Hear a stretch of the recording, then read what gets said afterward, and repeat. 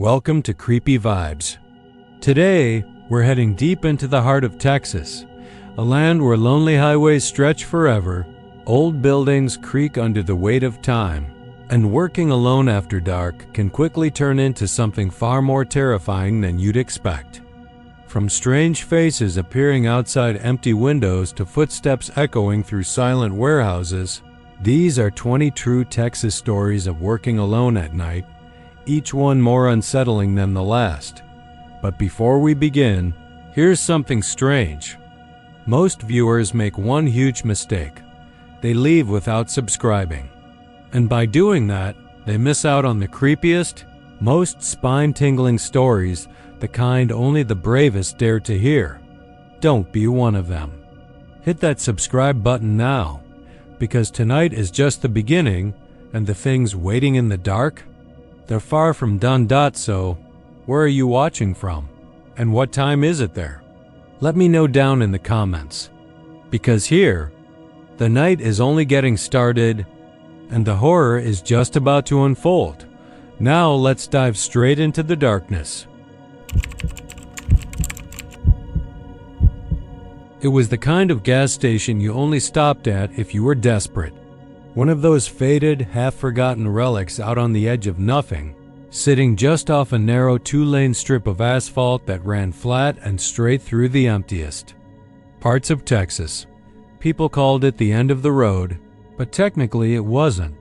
Technically, the road kept going a little further out into the black, into more cotton fields and scrub and dust devils and sunburnt sky. But nobody in their right mind drove out there after dark. Not unless they were lost. Not unless they didn't know the stories. Clay worked the night shift because there wasn't anyone else stupid enough to take it. The place barely stayed open.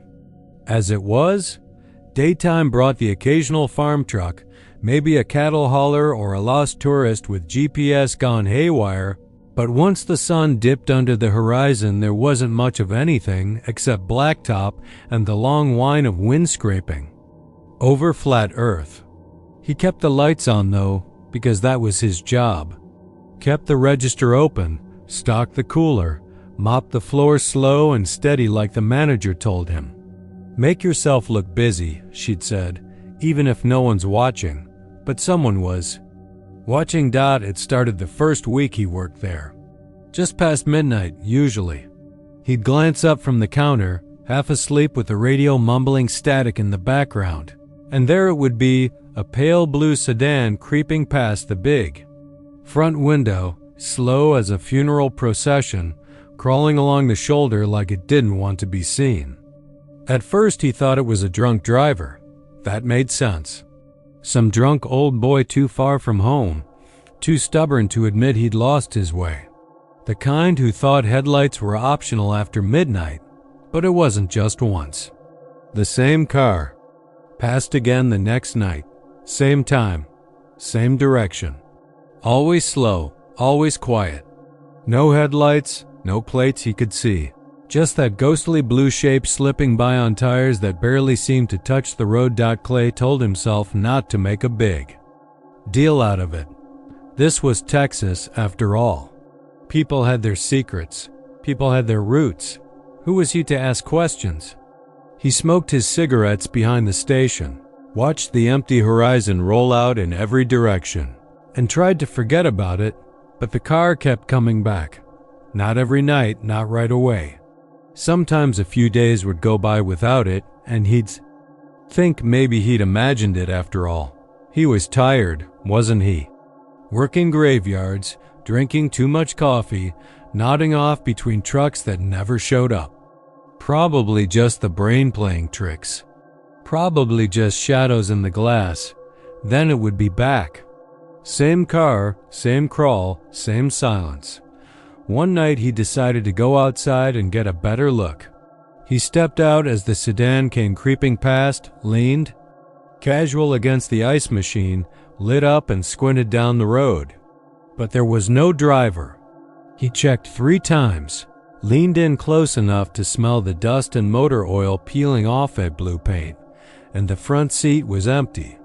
No silhouette, no hands on the wheel, not even a shape where someone might be slumped over.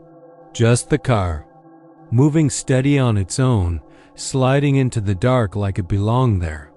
That's when he started sleeping with the lights on at home. When he started checking over his shoulder in the cooler, double-locking the bathroom door, jumping at every shift in the wind outside. Because once you see something like that, something that shouldn't be, you can't unsee it. You can't stop wondering how far gone you are. Or if maybe you've wandered somewhere the normal rules don't reach. It wasn't long before the weird things started piling up. Little stuff at first. Lights flickering. Radio static swelling up in the middle of a song. A carton of smokes moved from one shelf to another when he swore he hadn't touched it. Footprints maybe, in the dusty patch behind the counter where only he ever walked. And sometimes, just sometimes, he'd catch the soft hum of an engine, idling outside even when the lot was empty. He thought about quitting, really thought about it. But where was he going to go? This wasn't Lubbock proper. This was outskirts of outskirts. This was last chance before the nothing. His landlord barely tolerated him. His girlfriend was long gone. His mother didn't answer his calls anymore. Out here, the job was the only thing standing between him and a bottle in a ditch. So he stayed. Even when the sedan started doing more. Then just driving by. One night, 2:33 a.m. exactly. He stepped outside for a smoke and found it sitting in the lot, parked right under the busted security light. Engine dead, hood cold, driver's door hanging open like someone had stepped out and left it behind. But there weren't any footprints leading away from it. No marks in the dust except the tires. No sign of life inside either. Just that smell again, dry rot and old metal, and something else underneath. Something like river water gone bad. He thought about calling the sheriff, but what was he supposed to say? Hey, there's a car outside. My station with nobody in it, and also it's been haunting me for weeks? They'd run his name, remember his uncle did time, remember his old man liked to drink and shoot at road signs. They'd figure he was hitting the bottle too, seeing things he wanted to see. Or worse, they'd come take a look and find nothing at all, and then he'd know for sure it was only him. Slipping. But the next night it was back again, and the next, and the next. Sometimes the door was open. Sometimes it wasn't. Once, the radio inside was playing something low and tinny and wet, like a song sunk underwater. Once, there was a shape in the back seat. Not a person, not exactly. More like the shape a person might leave behind, slumped there with its face turned away. Clay didn't get close enough to see more. He started writing down the times, the dates, patterns, he thought. There had to be patterns. But the only pattern was that it showed up when no one else was around. Just him, the empty night, and that goddamn car. One night when the wind died and the world outside felt hollow as a drum, he stood at the edge of the lot and waited. He waited past midnight, past 1, past 2. The car didn't show. The clock ticked over to 2:33, and he realized how quiet it was. Not just empty, silent, no wind, no bugs, no highway hiss. Not even the hum of the cooler inside. Then he heard the engine behind him, not on the road this time, in the lot. Right behind him, where he hadn't heard it pull in. He turned slow because something deep down told him not to look fast, not to startle it. And there it was, pale blue. No plates. Driver's door wide open like a mouth waiting for him. He stepped closer. He couldn't help it. Like something pulling on a string through his chest. Inside, the driver's seat wasn't empty anymore. He couldn't see the face, just hands. Pale, long-fingered hands resting on the wheel like bones wrapped in wax paper. The engine ticking under the hood, like a heartbeat gone wrong. And Clay realized those hands were waiting for something. Waiting for him. He took a step back. Another. The lights above him flickered and died. When they came back on, The car was gone, no tire tracks, no door swinging, just Clay standing there alone, shaking like he'd just woken up from a dream that didn't want to let him go. That was weeks ago that the sedan doesn't drive past anymore, doesn't park outside. But some nights, when he locks up, when he crosses the lot to his truck, he catches a shape in the corner of his eye. Something pale and blue slipping between shadows just ahead of him, just waiting. And every time he thinks about how easy it would be to follow it, to open that door, to sit down and let those long pale hands rest over his own. He hasn't quit the job. He knows he never will. Out here, at the end of the road, there's nowhere else to go. It started about 3 weeks after Marlon took the night shift at the Sutton Arms Apartments off Northwest Highway in Dallas. A nothing job, quiet, easy money. The place was half empty, mostly retirees or corporate folks who kept to themselves and paid their rent on time. Sutton Arms was one of those tired old buildings from the 60s, beige brick and faded green awnings, the kind of place where nothing really changed except for the slow decay of time. Even the roaches seemed old and slow here. Marlon didn't mind the quiet. After years working warehouses and driving delivery trucks, quiet felt like a blessing. He sat in the small security booth from 10 p.m. to 6 a.m., made his rounds twice a night, and listened to the radio in between. No real emergencies, no real trouble. But then the phone started ringing. It was the landline in the booth, the old beige rotary-style thing mounted to the wall with a handwritten list of apartment extensions taped next to it. Management's policy was clear. If a tenant called the booth after midnight, it was probably serious. Noise complaint, water leak, maybe someone locked themselves out drunk. Marlon answered every time, polite, professional. Just like the manual said. The first call came at 2:17 a.m. on a Thursday. Booth phone rang. Marlon picked up. Security. This is Marlon speaking. Silence, not static, not a hang-up, just silence. Like someone holding the receiver, listening. Breathing, maybe, though he couldn't be sure. He said hello again. He waited. Then he hung up. He checked the phone's extension log out of curiosity. Line traced back to apartment 7B. Thing was, 7B had been empty since February. Management told him that on his first day, widow died in there. Heart attack. Family cleared out the furniture but never put it back on the market. Some paperwork issue, they'd said, which sounded like corporate speak, for they just didn't want to deal with it yet. Marlon had walked past the door himself on every round. Old dented brass numbers. Door chained and padlocked from the outside. He figured it was a glitch. Old wiring. Crossed lines. He let it go, but the calls kept coming. Same time, give or take. 5 minutes. 2, sometimes 3 nights a week. Always from 7B. Always silent. One night, he stayed on the line longer. 5 minutes, then 10. Listening. The longer he sat there, the heavier the silence seemed to get, like the air on the other end was thick with something. Waiting. He couldn't explain it, but it crawled over his skin in a way that felt wrong. Like walking into a dark room you thought was empty and realizing, too late, it's not. The next morning he asked Debbie in the front office about the phone lines. She laughed it off. That whole building's overdue for a gut job. Probably a rat chewing wires in the walls. Marlon didn't argue. He didn't tell her that rats didn't breathe softly into phones. By the second week, he noticed the booth got colder during those calls.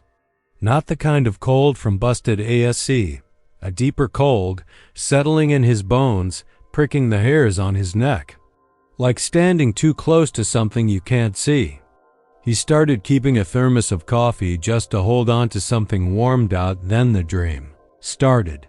He didn't remember falling asleep, but some nights, between rounds, he'd jerk awake to the feeling of his hand reaching out, lifting the booth.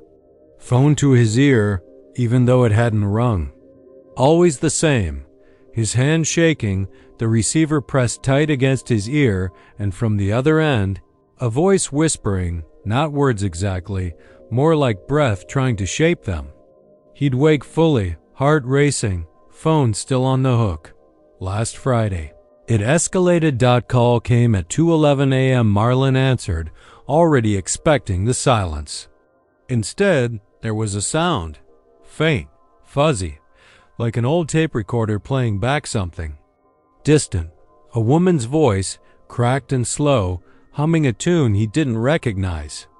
Humming, then a wet cough, then quiet. Marlon hung up fast.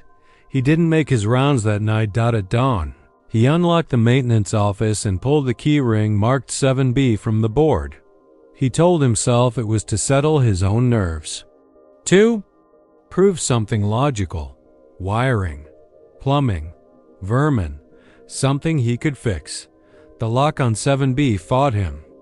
Rusted stiff. The chain clattered loud in the stillness of the 7th floor hallway.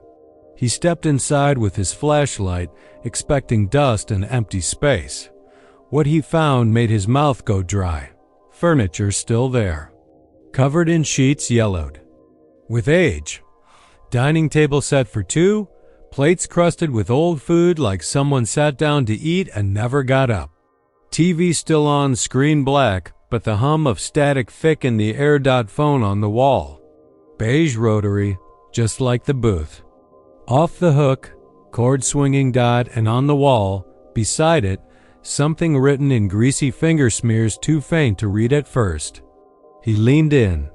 His leg caught the letters one by one. Help me answer. Behind him, the phone in the booth started ringing. He turned fast, instinct snapping his neck around, but of course there was no booth phone up here. Just the one on the wall still dangling. Still humming. Marlon backed out slow, pulling the door shut, chain locking it again with shaking hands. He left the keys in the drop box for the morning guard. Didn't finish his shift. Didn't clock out. When management called that afternoon asking why he'd left early, Marlon didn't answer. He didn't answer the next day either. By Sunday, his phone was ringing around 2 a.m. each night. No caller ID. Just silence when he picked up. And sometimes, if he stayed on the line long enough, a soft voice on the other end, humming, coughing, trying to say something beneath the static. He unplugged the phone by Tuesday. Didn't matter. Some nights, he could still hear it ringing from the kitchen wall, and when he pressed the empty receiver to his ear, because some awful part of him couldn't stop himself, he thought he could almost understand the words. Something like, "It's not locked anymore," or maybe, "It's your turn now." Hard to tell through all that humming. It started with something small. That's how it always does, doesn't it? A little anomaly, a little slip in routine. For me, it was a door. Unit 317, to be exact. I'd been the night guy at Big Tech Storage on the outskirts of Waco for almost 4 years. Not a glamorous job, but it was quiet, and I liked quiet. Nights were long and uneventful, just me and the cameras and the stale smell of mousetraps and bleach. I ran the late shift solo, locked the gate at 10 p.m., did a walk-through at midnight, and spent the rest of the dark picking through old horror paperbacks or watching the monitors. Sometimes I'd stare at the screen until my reflection blurred in the black, and I'd wonder if I was slowly becoming part of the building itself. Anyway, the door. On a Tuesday morning around 3 a.m., I noticed it on the monitor. Unit 317's latch hung a little crooked, like someone hadn't secured it properly. It bugged me. I have a thing about symmetry and things being in their place. I made a note to check it on my next walk. When I got there, though, the door was latched just fine. Tight. Padlock hanging neat and square. Maybe I'd imagined it. I told myself that, but the seed was planted. The next night I noticed it again. Same unit, same time. Door just barely ajar on the grainy black and white feed. I walked out there quicker this time, trying to catch someone in the act. But again, locked up solid. That's when the dread started to creep in. Not fear, not yet. Just that cold slither of doubt down your spine that makes you start questioning. Reality in little increments. I pulled the logs. 317 hadn't been accessed in months. Belonged to a woman who'd moved to Austin and still paid automatically every month. The log showed no one had entered with a code. No vehicles had come through the gate since 9:50 p.m., but the camera didn't lie, right? The next night I watched. More carefully. I kept my coffee hot and my eyes sharper than usual. Midnight came and went. Nothing. I leaned back, telling myself I needed sleep, maybe a day off. My fingers hovered over the monitor controls, about to switch to the office feed, and there it was again. 3:04 a.m., Unit 317. Door cracked open by a hair. I didn't move this time. I zoomed in. No sign of anyone. Just the narrow sliver of black. Beyond the threshold. Like the door was waiting for something. Or someone. I let it stay open. I waited. 3:27, it eased shut, not slammed. Not pulled by any force of wind or mechanical failure, it just closed. Slow as a whisper. I didn't sleep when I got home. That afternoon, I pulled up the footage from previous weeks.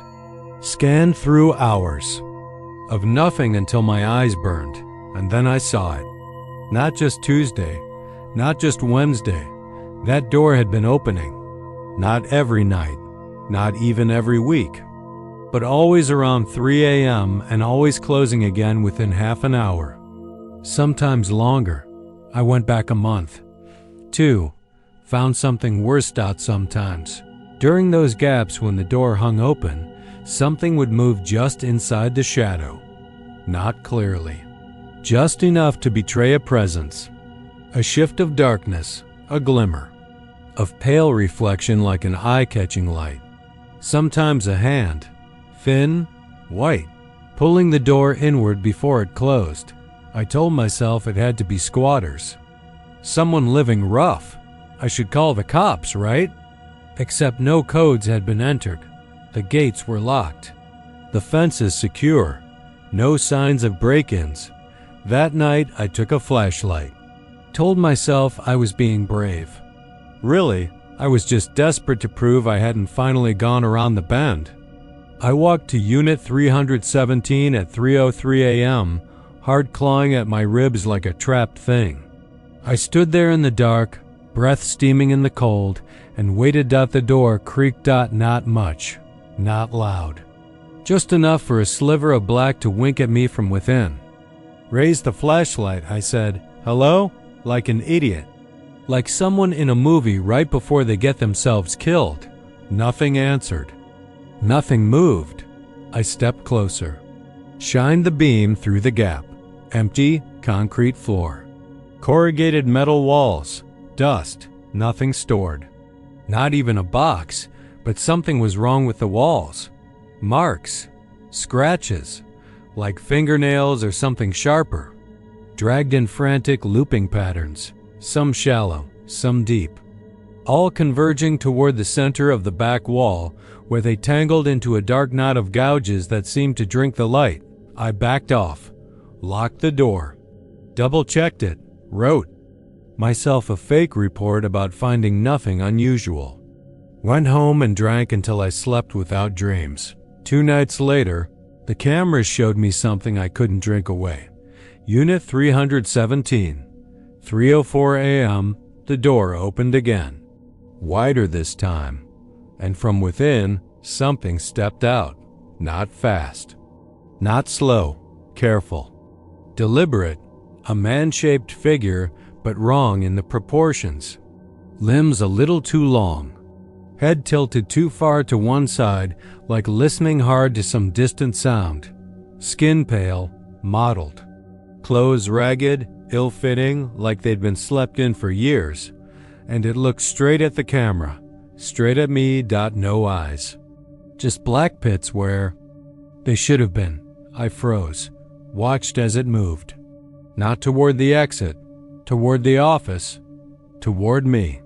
Screen by screen, camera by camera, it closed the distance, never hurrying, never stopping. By the time it reached the lot outside my window, I couldn't breathe. I forced myself to glance up. Nothing there. Just night and asphalt. I looked back at the monitor. Gone. No sign of it anywhere. I locked the office door. I waited for dawn with every light burning. I told my boss the system needed maintenance. I wiped the tapes. I tried to convince myself I'd imagined the whole thing. Sleep deprivation. Too many years in the dark with no one for company but my own reflection. But here's the thing. The next night, I noticed something new. Not on the cameras. On my desk, a key. Old, rusted, tagged 317. And beneath it, a note scrawled and shaking. Hand on a torn scrap of cardboard. You've been watching. Now it's your turn. I quit that morning. I packed my shit and left town. Haven't been back to Waco since, but sometimes, late at night, I still wake up from dreams of metal doors creaking open, and shadows that know exactly where to find me. Harold Price had been working nights at the old Highway 59 rest stop outside Nacogdoches for going on 15 years, and he could tell you just about every ghost story folks whispered about it. Most of them were just the same tired Texas trucker. Tailies, ghostly hitchers, phantom headlights, suicides in the bathrooms. Every rest stop had them. What Harold knew, though, was simpler and far less dramatic. Places like this, they just soaked up bad feelings. Sadness, anger, desperation. They settled into the concrete like mildew and never quite washed out. Not even with the strongest bleach he kept locked up beneath the counter. It was a Thursday night in August, humid as the inside of a mouth. The cicadas were screaming outside like they wanted to crawl under Harold's skin and shake his bones apart. He had the whole place to himself. Nobody ever came through past midnight anymore, not unless they were lost or desperate, and he'd already cleaned up after one of those earlier, sweating man in stained jeans who looked like he'd been crying in his truck for an hour before finally dragging himself inside. Harold gave him space, cleaned up the mess after. That was part of the job. He worked slow, always had. Started with the men's room. Sweep the tiles, mop, disinfect the stalls, scrub the urinals, polish the mirrors. He liked watching them go from cloudy to clear under his rag, like the sharp smell of ammonia cutting through the sweat-stale air. There was something honest about it. A clean mirror didn't lie to you. That night, though, something felt off. It started small. He just finished wiping down the far mirror, the one over the sinks where the cheap fluorescent bulbs always seemed to flicker, and when he turned to wring out his rag, he saw it, a handprint, right in the center of the glass. Not a smudge. Not some leftover from before. Fresh.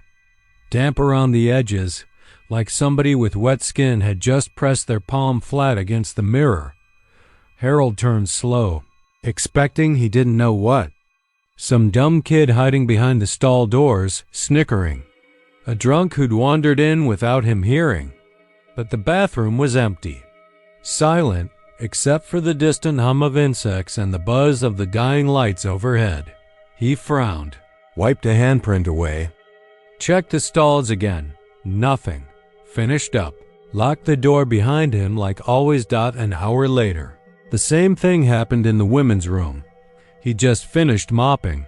Had gone through all 3 stalls, even scrubbed the graffiti someone had scrawled in lipstick on the far wall, "Help me, he won't let me leave," and was moving to the mirror when he froze. Another handprint, this one smaller, like a child's. 5 little fingers spread wide, pressed right against the glass. No cars outside, no footsteps. No sound of a door opening. Just him, alone in that cracked tile room with the smell of bleach and something sour rising underneath. He wiped it. Checked the stalls again. Nothing. He told himself it was moisture, maybe. Condensation from the heat. Old mirrors could sweat like that, couldn't they? He moved slower after that. Back in the lobby area, he checked the vending machines, straightened the cheap brochures about Nakadach's ghost tours, even refilled the paper towels. The place felt too quiet. He caught himself looking up every few seconds, expecting to see someone stepping through the door. But no one came. At 3:17 a.m., he made his last rounds. Always did one final sweep before locking up. Men's room first. Another handprint. Same spot. Same size, only this time it wasn't alone. 5 more. 2 higher up, like someone had stood on tiptoe to press their hands against the glass. 1 down low, smeared sideways like it had slid toward the sink. Another right at the center, palm flattened, fingers spread, and something else. Letters, drawn into the dampness with a fingertip. Lo O'Carold stood there a long minute, heart banging slow and thick in his chest.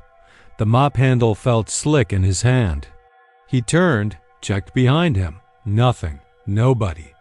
He even pushed open each stall door one more time, quick and sharp. Like pulling off a band-aid. Empty. He wiped the mirror clean, not looking at his own reflection while he did it. He didn't want to see it looking back at him. Not right now. He locked the men's room again.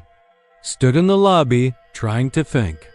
His radio was sitting on the counter, tuned to some Statiki AM station that only played gospel this time of night. He turned it up just for the company. The preacher's voice sounded thin and far away, like it was leaking through from another room entirely. Women's room next. He hesitated outside the door. His hand shook a little when he pushed it open. He didn't make it past the threshold. Mirrors were covered. Not just handprints now, smears, shapes, long trails, where fingers had dragged through the grime like something had been trying to claw its way out from the other side. In the largest mirror above the sink, those same letters again. Look behind you didn't, not right away. He stepped back, out of the room, pulled the door shut fast and hard. Stood there with his back pressed to it, breathing through his teeth. Lights flickered. Once, twice. He turned. Nothing. The lobby was empty. The vending machines hummed. The brochures lay still. His radio preacher was still talking about salvation. Harold locked the door, left the mop and the bucket sitting where they were, walked outside into the choking heat and stood on the cracked pavement under the humming sodium lights, staring out across the empty parking lot. His truck sat alone at the edge, windows fogged from the humidity. He looked toward the trees. Past them, Highway 59 stretched away in both directions, black and silent. He told himself it was nothing. Stress.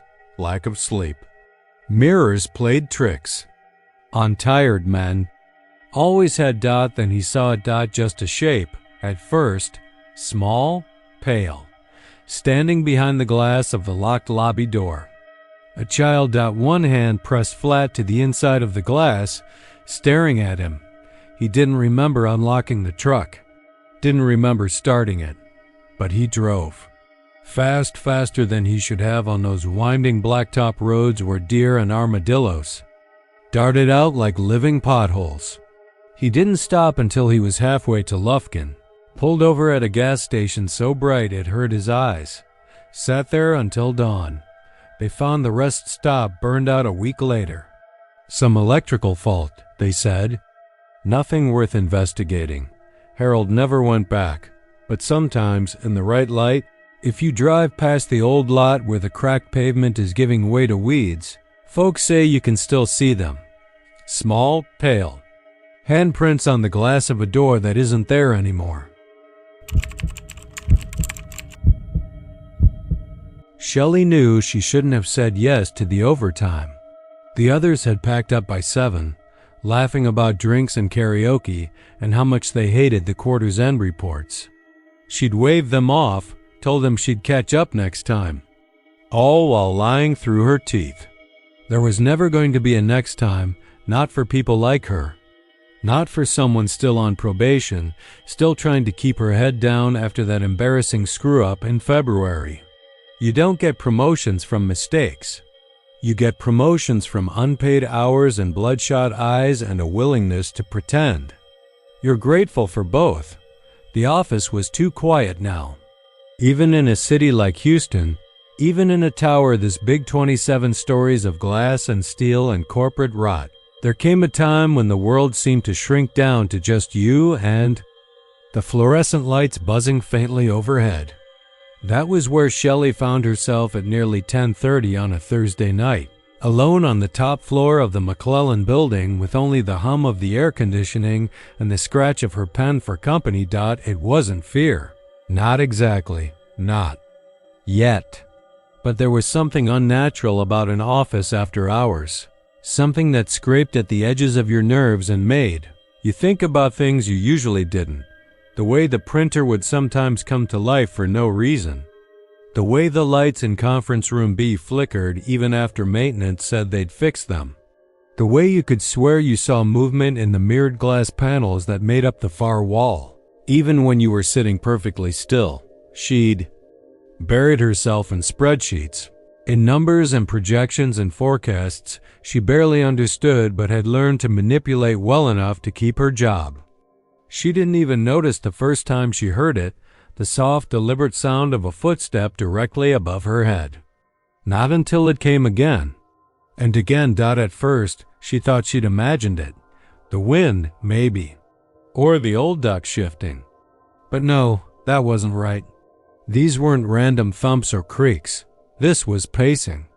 A slow, measured walk, heel to toe, moving from one side of the ceiling to the other. Above her. Shelley pushed her chair back and stood, listening harder now. She told herself it was someone from building security. Maybe there was a maintenance crawl space up there, something she didn't know about. But she'd seen the blueprints during orientation. McClellan took its fire safety protocols seriously. There was no floor above the 27th, no crawl space either. Above her was only the roof and the night sky. She turned in a slow circle, scanning the empty cubicles. Her own reflection peered back at her from the black windows, pale and uncertain. The footsteps stopped. She waited. Holding her breath like that might help her hear better, but there was only silence. Then 3 slow, dragging steps right above her head, moving toward the elevator lobby. Her heart kicked. Without thinking, she grabbed her phone, the cheap office-issued one with a cracked screen. No bars, no Wi-Fi. A dead rectangle of plastic. In her hand. Of course, the signal always dropped after 10. Something about the building's security protocols, they'd said. Safety first. She moved out from her cubicle, stepping carefully between the desks like she was afraid to wake someone. Her heels clicked on the tile despite her efforts, loud in the hush. She thought of calling out, "Hello? Is someone up there?" But the words stuck in her throat. There was no one up there.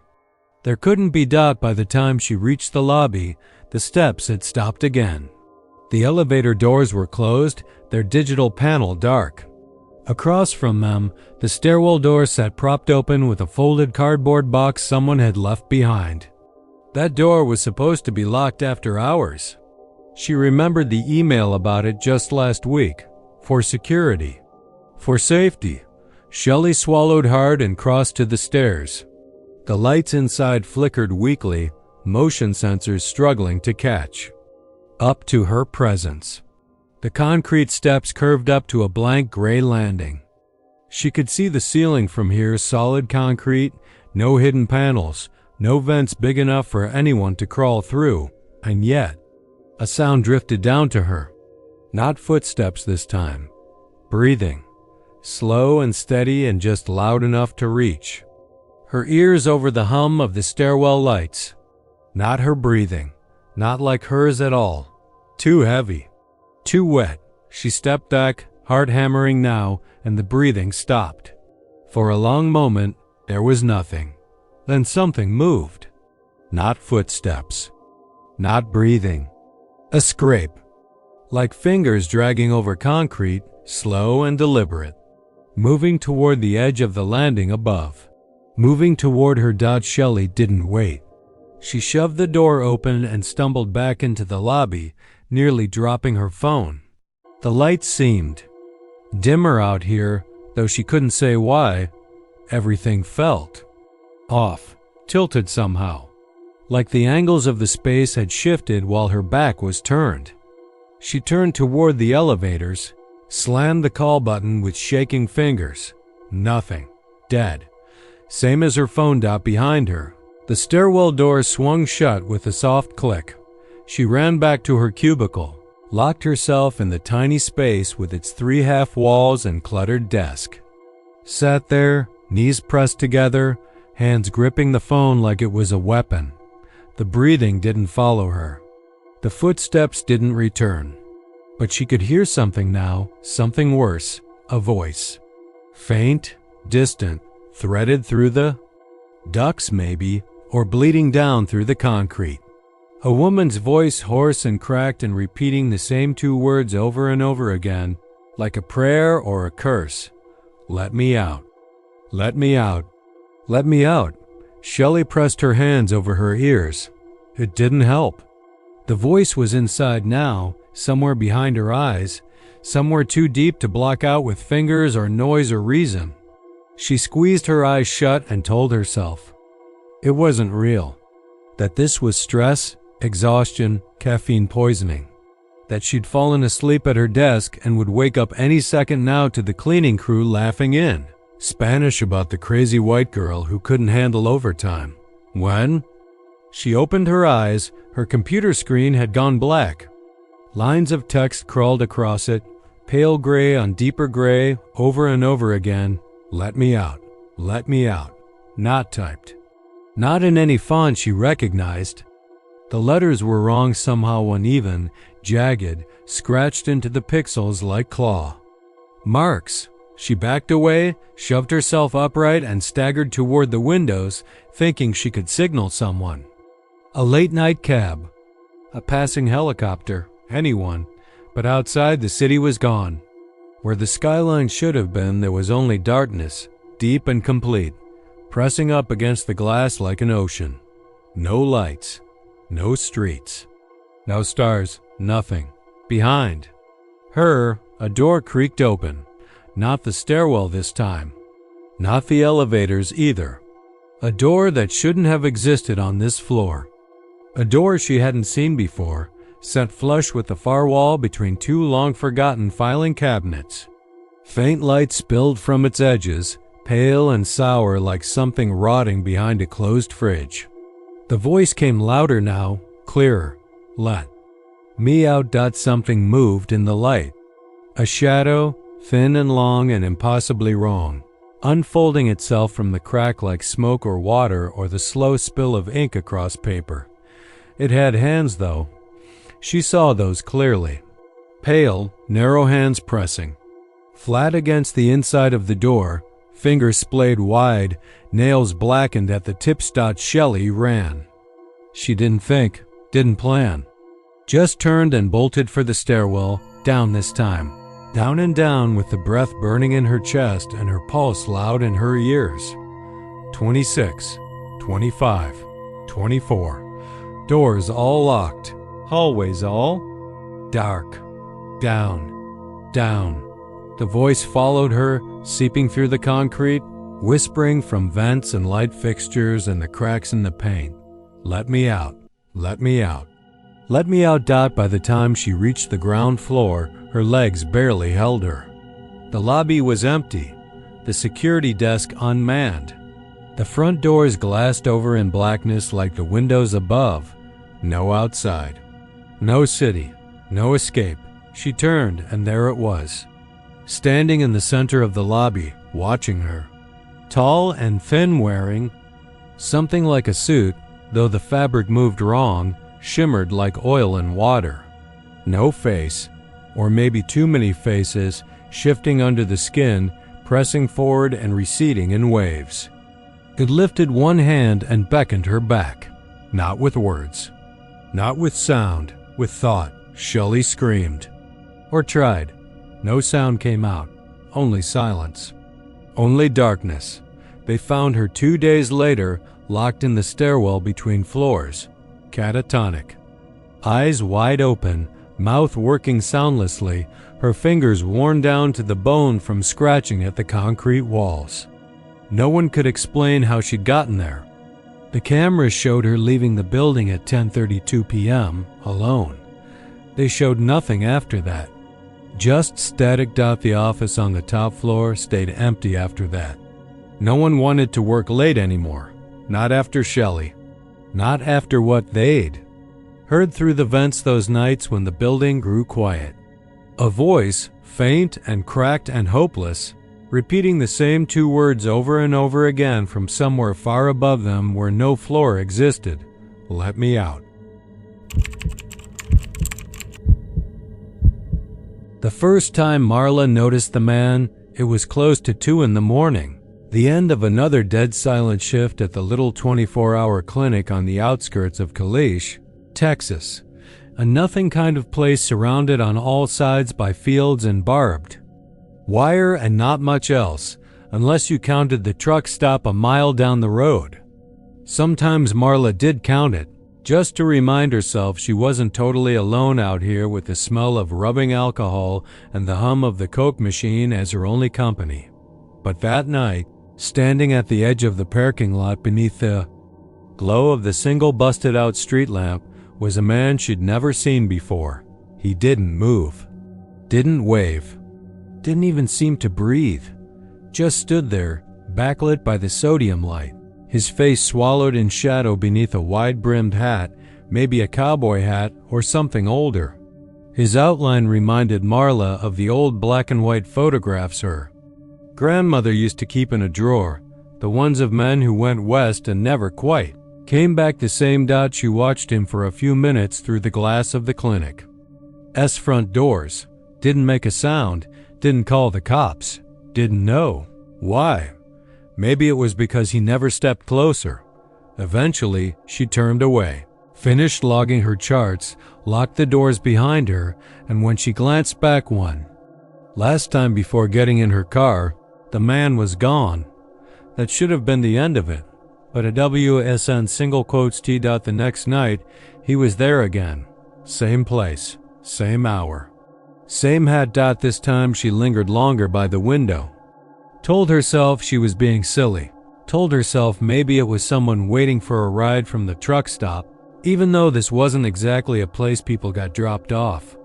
She thought about unlocking the door, stepping out onto the pavement, and calling to him. But something about the way he just stood there rooted her to the tile floor. Third night. Same thing. Fourth night, too. Now it had become a routine. She'd glance up from her paperwork around 1:55, walk slowly to the glass doors, and sure enough, there he'd be, standing like a scarecrow nailed to that patch of cracked asphalt between the lot and the field. Never closer. Never. Farther. It wasn't until the 6th night that something changed. It was raining. Not hard.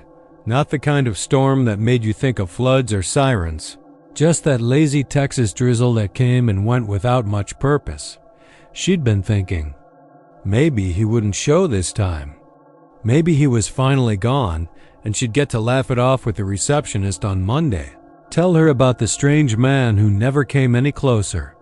But at 2 in the morning, he was there again. Hat low against the drizzle. Shoulders dark and heavy beneath what looked like a long coat, maybe canvas, maybe leather, too far to tell for sure.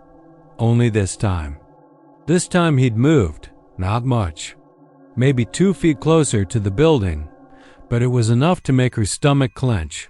Enough to make her lock the doors again, even though she already had enough to make her double-check the rear exit too. That was the night she started leaving the lights on in the break room. On the 8th night, she called the sheriff's office. "Is he threatening you?" The deputy on the phone asked, half asleep, uninterested. "No, I mean, not exactly." "Well, is he trespassing? Has he come onto the property?" "No, he just stands there." "Well, ma'am, it's a free country. Long as he's not breaking the law, ain't much we can do." She hung up before he could tell her to call back if the man ever did more than stand still. The next night, Marla watched the clock creep toward 2 and felt her pulse begin to tap out a nervous rhythm beneath her skin. Sure enough, there he was again, closer this time. Another few feet. Maybe halfway across the lot now. Still no face she could make out, just the shape of him, the darkness beneath that brim. The hunched shoulders, the stillness like a waiting dog. Her breath fogged the glass, and this time, when she turned away, she thought she heard footsteps, not running. Not even fast, just slow. Deliberate. Heavy enough she could feel them. In the solace of her shoes, she spent the rest of that shift locked in the supply closet with the lights off, clutching her phone and praying for dawn. By morning, he was gone. Marla started carrying a little pocket knife after that.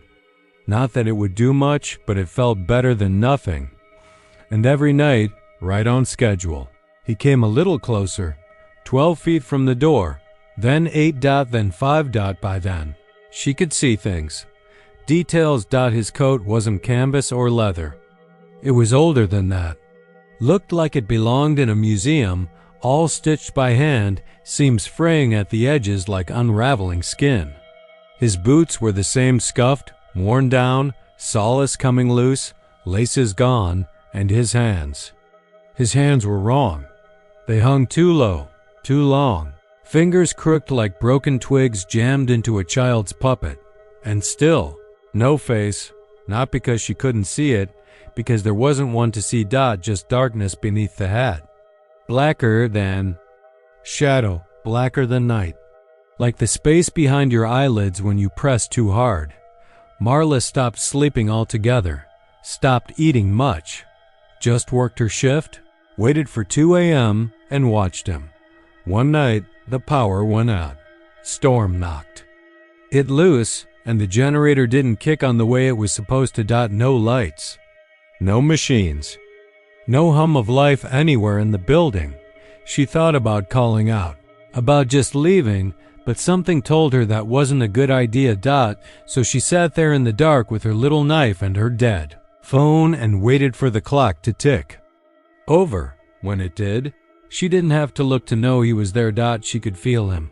Not outside anymore. Inside. Somewhere past the waiting room, somewhere in the hall. Closer now.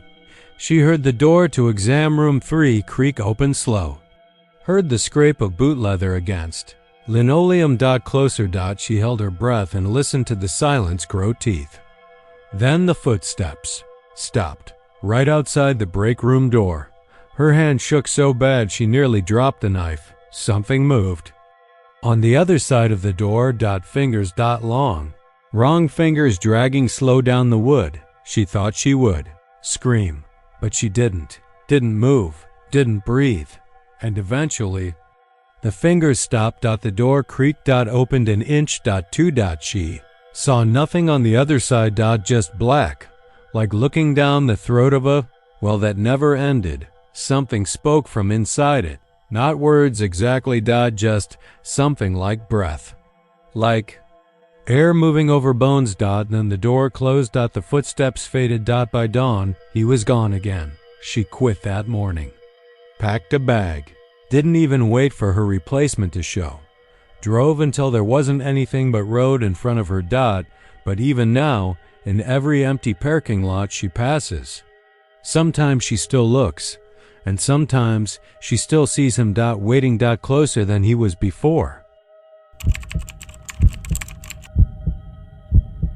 It was the kind of job people only took when they didn't have better options. $15 an hour, no benefits, no tips, and the dignity of cleaning up after the dinner rushes mess while a dead-eyed teenage manager pretended to do inventory. In the office, Clay didn't mind the quiet of the late shift. After the fryers were shut down and the last drive-through customer cursed his way off the lot, there was a sort of peace that settled over the place like a lid going down over a coffin. The hum of the fluorescents overhead, the buzz of the soda machine, the drone of the Havoc trying to keep up with the Texas heat even in the dead of night. It wasn't a life, but it was routine. He'd been there going on 4 years. People quit, people got fired, but Clay just kept punching in, mopping floors, refilling ketchup dispensers, wiping down the greasy metal counters with the same dead-eyed patience as the day he started. That particular night started off like any other. His feet hurt, his back ached, and his hands smelled like raw onions no matter how many times he washed them.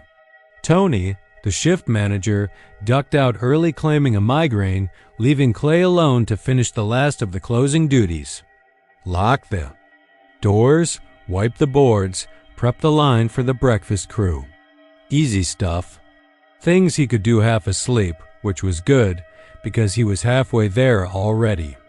Somewhere around 2:30, he shuffled back to the walk-in freezer to check on the morning's biscuit dough. The freezer was the worst part of the job. Cold enough to burn your skin if you touched the racks too long, the air so sharp it bit down into your lungs.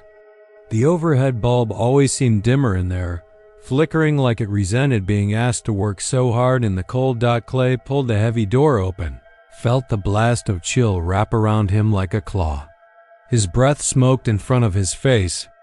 As he stepped inside, there was the usual mess of boxes, burgers, sausage patties, bags of frozen hash browns torn half open and spilling onto the floor. He moved toward the back, counting trays, not really thinking, just ticking off another chore on the mental list. That's when he heard it, a voice. Faint, muffled, like someone whispering through layers of insulation. He froze hand halfway to a box of bacon, listened. For a second he thought maybe it was the HVAC again, the way it sometimes moaned through the vents when the temperature shifted too fast. But no, this was words. Or something like words. Hushed, broken like breath. Forced through cracked teeth. He couldn't make them out, not exactly, but there was a rhythm to them, like a chant or a prayer muttered under someone's breath. He stood there too long, letting the cold chew through his uniform. The freezer door thunked shut behind him, heavy as a coffin lid. The light buzzed overhead, a slow, irritated flicker that painted everything in a sick greenish hue. Another voice joined the first, a woman maybe, or a child. Thin, high-pitched, threading through the first voice like a needle through cloth. Clay's heart kicked in his chest. He backed up, knocking into a shelf hard enough to send a box sliding down with a dull, frozen thud.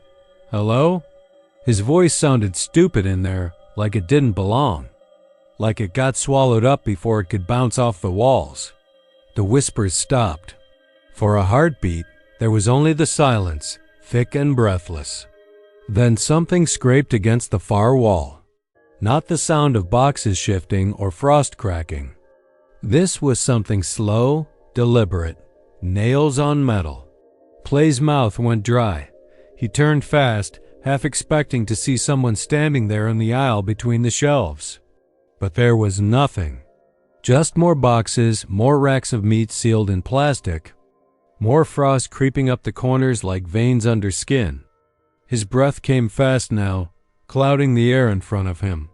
The voices started again, closer this time, right up against the steel wall like they were inside it, inside the freezer's bones. Scraping, scratching, whispering. The words clearer. Now but still too garbled to understand. Not English. Not Spanish. Just noise made by something that remembered how to sound like people. He stepped back until he hit the door, hand fumbling for the latch. It wouldn't budge. Locked from the outside, same as always. Safety protocol, they called it. Kept people from wandering in after hours and getting stuck. He slapped the metal, hard enough to sting his palm. "Hey, Tony, if you're screwing with me, I swear to God." But there was no one out there. Just the empty kitchen, dark beyond the porthole window in the door. The whispers crawled higher, threading up the walls like vines. He could hear them under his skin now, tiny claws scratching at the inside of his skull. Something about blood. Something about hunger. He pressed his back to the door, breath coming in fast, panicked bursts. The light above him sputtered once, twice, then gave up altogether. In the dark, the whispers grew teeth. They laughed, a thin, rasping sound like frost cracking open over old wounds. He could see them now, not with his eyes, but with something deeper. Shapes moving just beyond the racks, tall and thin and crooked as wire hangers twisted into knots. Fingers too long, faces wrapped in frostbitten skin stretched tight over bones. Mouths wide, black, grinning. They'd been here a long time, waiting. In the cold, waiting for someone to hear them, to let them out. His hand scrabbled for the emergency release, found it slick with ice, yanked. Nothing. Frozen solid, same as the rest of the damn place. The things moved closer, silent now. They didn't need to whisper anymore, he understood. They were hungry. They were cold. And they wanted him to be too. His breath hitched, caught in his throat like a fishhook. The dark pressed in, thick as meat gone rotten. He could feel their hands on him, not touching yet but close. So close, frost bloomed on his skin where their breath touched. His veins burned with cold, heart slowing to match the rhythm of theirs. Slow, slow, slower. The door opened sometime later. When the morning crew came in to find the lights flickering, the kitchen stinking of old grease and something worse. They found the freezer open, empty. No sign of clay, just frost patterns on the walls, strange looping shapes like letters in a language no one spoke anymore. And on the steel floor, a smear of something dark, half-frozen, leading back into the racks. Like something had been dragged, slow and careful, to the very back where the light didn't reach. They closed the store down for a few days after that, called it a health code violation. Said nothing about the voices the new night crew started hearing when they went back in. Whispers in the cold. Promises wrapped in ice. Hunger that didn't thaw with the dawn. It was always the night shift that brought out the weird ones, the lost ones, the broken ones. Something about 2 a.m. off I-40 in Amarillo felt like the crossroads of the world where time got thin and reality stretched, like old gum stuck to the bottom of your shoe. Stacy had been working the counter at the EG stop for almost 4 years now, long enough to learn that things moved a little differently after midnight. The regulars kept to themselves. Long-haul truckers with haunted eyes, lonely locals with too much time on their hands, and the occasional tweaker looking for cigarettes and someone to blame for how their life turned out. But that night wasn't about the regulars. That night was about him. It started like nothing at all. Quiet night, rain tapping lazy fingers on the roof, clock crawling toward 3. Stacy sat behind the bulletproof glass with her crossword puzzle, half watching the monitors like she always did. The cameras covered every corner of the store, coolers, aisles, register, and both entrances split into little black and white boxes above her head. He came in clean. No fanfare. A man in a charcoal gray suit, pressed sharp like he just stepped out of some downtown office instead of the blacktop outside. Mid-40s, Stacy guessed. Pale. Dark hair combed flat like he'd ironed it there himself. Smile. So polite it didn't quite touch his eyes. He moved slow, deliberate, like he had all the time in the world, his shoes making no sound on the sticky tile. "Good evening, ma'am," he said, folding his hands politely on the counter like he was about to ask for directions.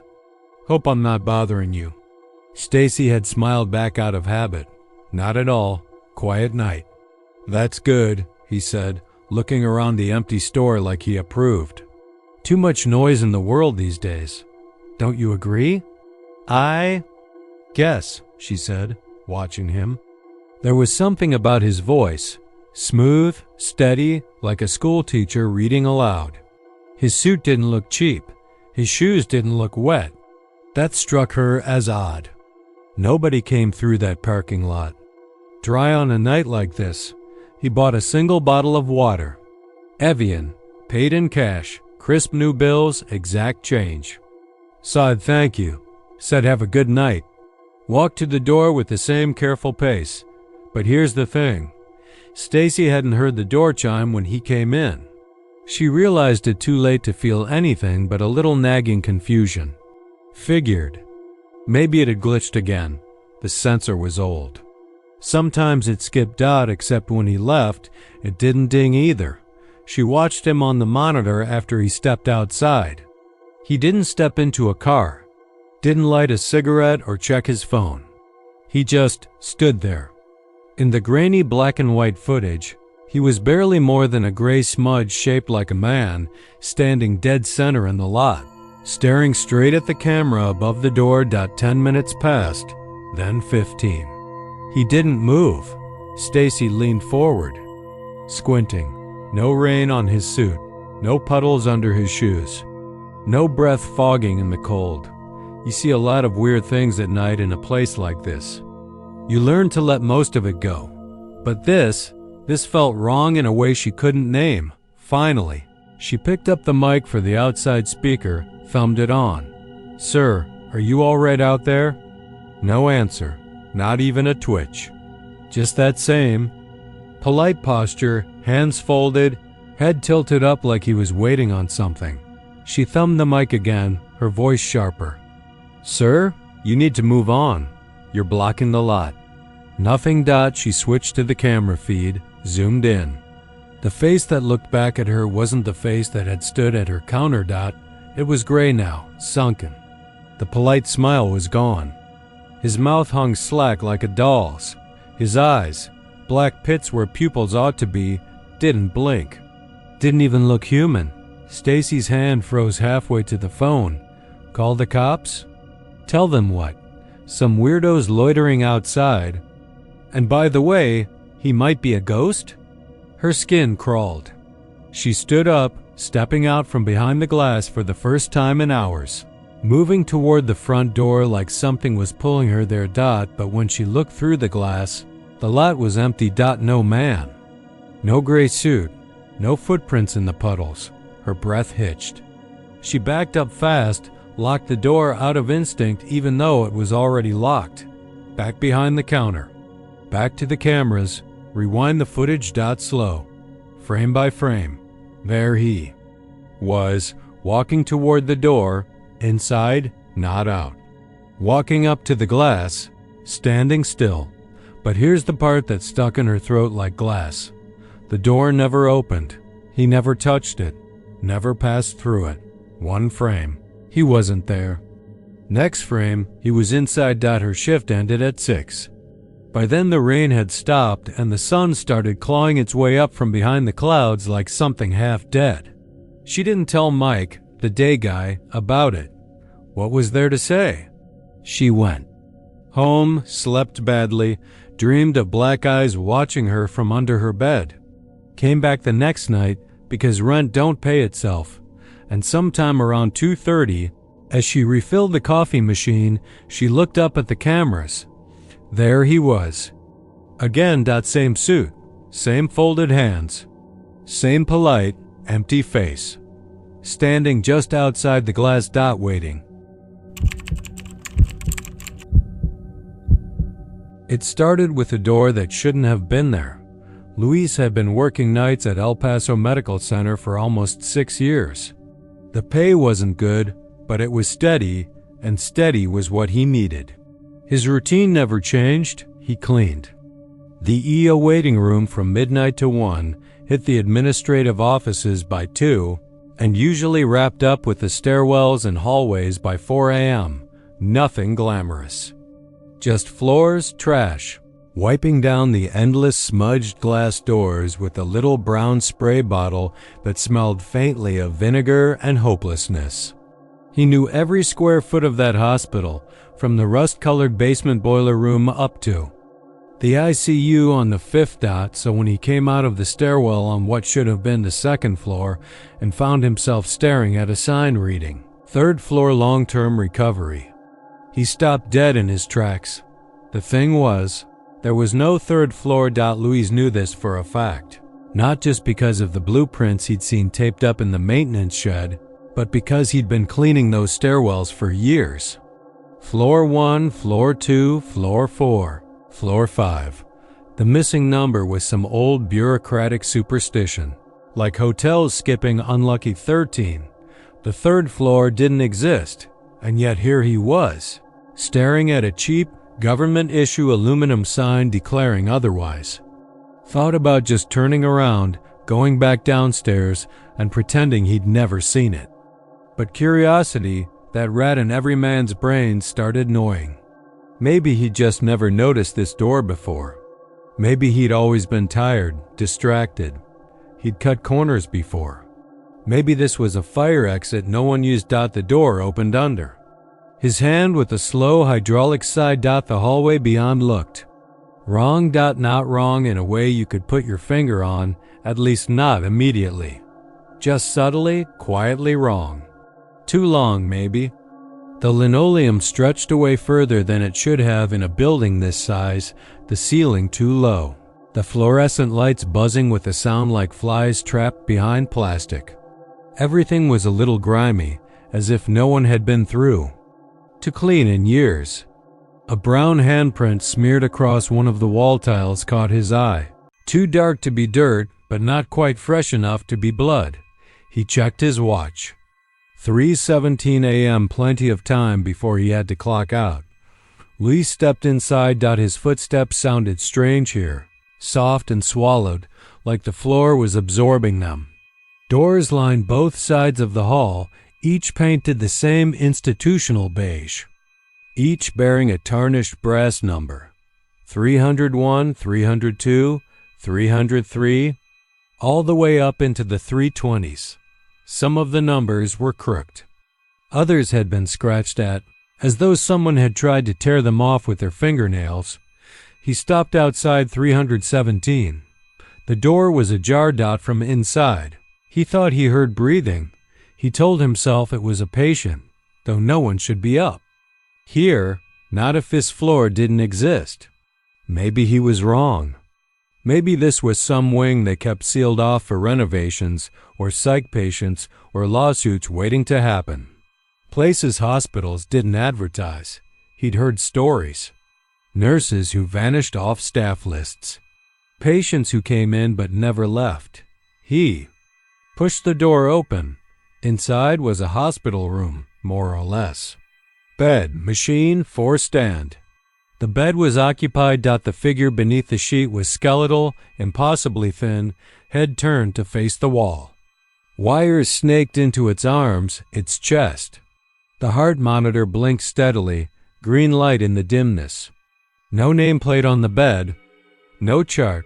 "Hey," Louis said, his voice cracking a little on the stale air. "You okay in here?" The figure didn't move. He stepped closer. The sheet pulled back enough to show a wrist, long and pale and mottled like old wax. The IV line wasn't connected to anything, just hanging there, snaking into the skin and disappearing. Louise backed up. His mouth was dry. He didn't belong here. He turned for the door and found it wasn't there anymore. Where the door had been was now just wall. The peeling beige paint continued uninterrupted. The door frame was gone. The knob gone. Nothing but flat, grimy surface stretching on in both directions. He spun, heart pounding. The figure in the bed had shifted. Now it was looking at him. Its eyes were wide, black, empty. Not sockets, just flat, staring pits, like the glassy surface of deep water at night. Its mouth worked silently, lips peeling back from teeth that were too small, too sharp. It tried to speak, but no sound came out. Louis stumbled backward. His shoulder struck something hard. Another bed. Another figure. Eyes open, staring. Mouth gaping in a rictus grin. The room was full of them rows of beds, bodies strapped down, all looking at him with those awful, hollow eyes. Machines beeped. In slow, irregular patterns, like heartbeats on the verge of stopping. He ran. The hallway didn't end. It twisted, bent. The numbers on the doors no longer made sense. 332, 348, 374, 3101. The lights flickered, dimmed. In the buzzing dark, he saw shapes moving behind the plastic panels in the ceiling, crawling, writhing. Hands pressed against the frosted glass. Faces, mouths open in voiceless screams. Something. Heavy shuffled behind him. He didn't look back. He hit another door, this one marked exit in peeling red letters. He threw himself through it and into the stairwell, breath ragged, sweat pouring cold down his back. The stairwell was empty. Silent except for his panting dot, he bolted down the steps, 2 at a time, until he hit the ground floor. Out through the bay, past the nurses too busy to notice him. Into the parking lot where the sodium lights buzzed like flies. He didn't stop running until he was inside his car. Doors locked, engine shaking beneath his trembling hands. When he returned the next night, he checked the stairwell again. Floor 1, floor 2, floor 4. No third floor. No door, no sign. He never mentioned it. Not to the other janitors, not to the night nurses. Not to the kid at the security desk who watched the cameras with bored, empty eyes. But sometimes, just before dawn, when the halls went quiet and the fluorescent lights buzzed soft and sickly, he thought he heard something breathing up there, in the space between floors where no floor should be, and he never, ever took the stairs again. He had worked the graveyard shift long enough to know when something wasn't right, though usually that meant a busted security camera or a drunk office worker passed out in a stairwell. Not this. The building was called the Sinclair Tower. Downtown Fort Worth, 15 stories of steel and mirrored glass shoved between an old parking structure and a sushi place that only stayed open because lawyers needed somewhere to drink at noon. At night, it went dead quiet. The janitorial staff left by 10. The office lights shut off floor by floor like falling dominoes. By 11, it was just Larry Halcombe, a 57-year-old ex-cop with a trick knee and a knack for staying invisible. When trouble came looking, he sat in the lobby with his feet up on the security desk, the bank of monitors flickering uselessly. At him, most of the cameras had blind spots, and a few showed nothing but static unless he slapped the side of the console. His flashlight sat beside his thermos. He'd been doing this job 3 years and never had to draw it once. Most nights, the worst thing he had to deal with was trying not to fall asleep. The elevators shut down at midnight sharp. That was building policy. The techs upstairs wrote the schedule into the system. No access, no movement, unless keyed. And manually from the security desk. Larry checked the time. 12:47 a.m. The elevators should have been stone dead, but the bell rang. That soft little ding crawled up, his spine like a spider. He looked over, expecting nothing. Maybe just a power hiccup, a delayed glitch from the shutdown, but the doors opened. Smooth as butter. The panel above the doors still glowed faintly. B2. Basement level 2. His brow knit. B2 wasn't accessible. After hours. Hell, even during the day, it wasn't open to just anyone. Company storage, server rooms, maintenance crawl spaces no one talked about much. No one had keyed in from the desk. He hadn't touched a thing. Larry stood up slow. His chair creaked loud in the silence. He took his flashlight but didn't switch it on, not yet. The elevator just sat there, waiting, open, empty. He stepped in. He can't say why. Habit maybe. Curiosity maybe. Something older and colder humming underneath his skin, telling him this was a mistake but not loud enough to make him stop. The doors shut behind him without his finger touching the panel. The lights inside were dimmer than usual, buzzing faintly, an unhealthy yellow instead of clean white. The digital floor readout blinked. B2, then B3. Larry stared. There was no B3 in this building. There never had been. He pressed the buttons, lobby, 1, 2, whatever, but nothing responded. The lights behind the numbers stayed dark. The car shivered like something under a sheet taking a breath, and then it began moving. Down. The descent took longer than it should have. Sinclair Tower only went 2 basements deep, and this felt like a slow elevator to hell. Larry thought. About his knee, about how it always ached before bad weather, about how his ex-wife said he'd die alone in some forgotten place if he didn't start taking care of himself. He thought about his pension, his daughter he hadn't called in 6 months, the quiet ache in his chest that never really went away anymore. When the doors opened again, there was no number on the panel, just a blank, black square. The hallway. Beyond was long, narrow, lit by those same sickly yellow bulbs humming overhead. Concrete walls. Concrete floor. Damp in the air, a smell like mildew and old meat, like something had been left too long in a freezer that forgot how to keep cold. Larry stepped out because there wasn't any other choice. The elevator doors closed behind him. He turned, tried to call it back. Pressed the button. Nothing. Just the click of his thumb against dead plastic.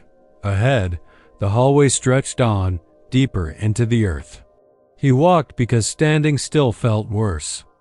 His flashlight beam jittered across the walls, catching stains he didn't want to think about, scuffs like fingers clawing for purchase, shapes half seen in the gloom. Pipes ran overhead, sweating rust. Somewhere water dripped slow and steady. The rhythm of a clock counting down to something he couldn't name. He passed doors. Heavy steel things, numbered wrong. 2A7, 4C9. Sequences that didn't make sense. Not floors or rooms or storage units, just nonsense scratched onto tarnished plaques. He tried one, locked, another, locked. But the last one, farther than he realized he'd come, hung slightly ajar. Inside. Darkness thicker than the hallway. His light pushed in, revealed rows of metal shelves sagging with boxes wrapped in what looked like burlap, stitched shut with wire. Some of them moved. Just a little, like something inside was breathing slow and shallow. Larry stepped back, heart knocking hard against his ribs. His flashlight flicked, buzzed, died. He stood in the dark, holding his breath. Listening, something shuffled between the shelves. Something dragged itself across concrete with wet, scraping sounds. A voice said his name, soft as a thought he didn't want to have, not from ahead. From behind. Larry turned. The hallway was gone.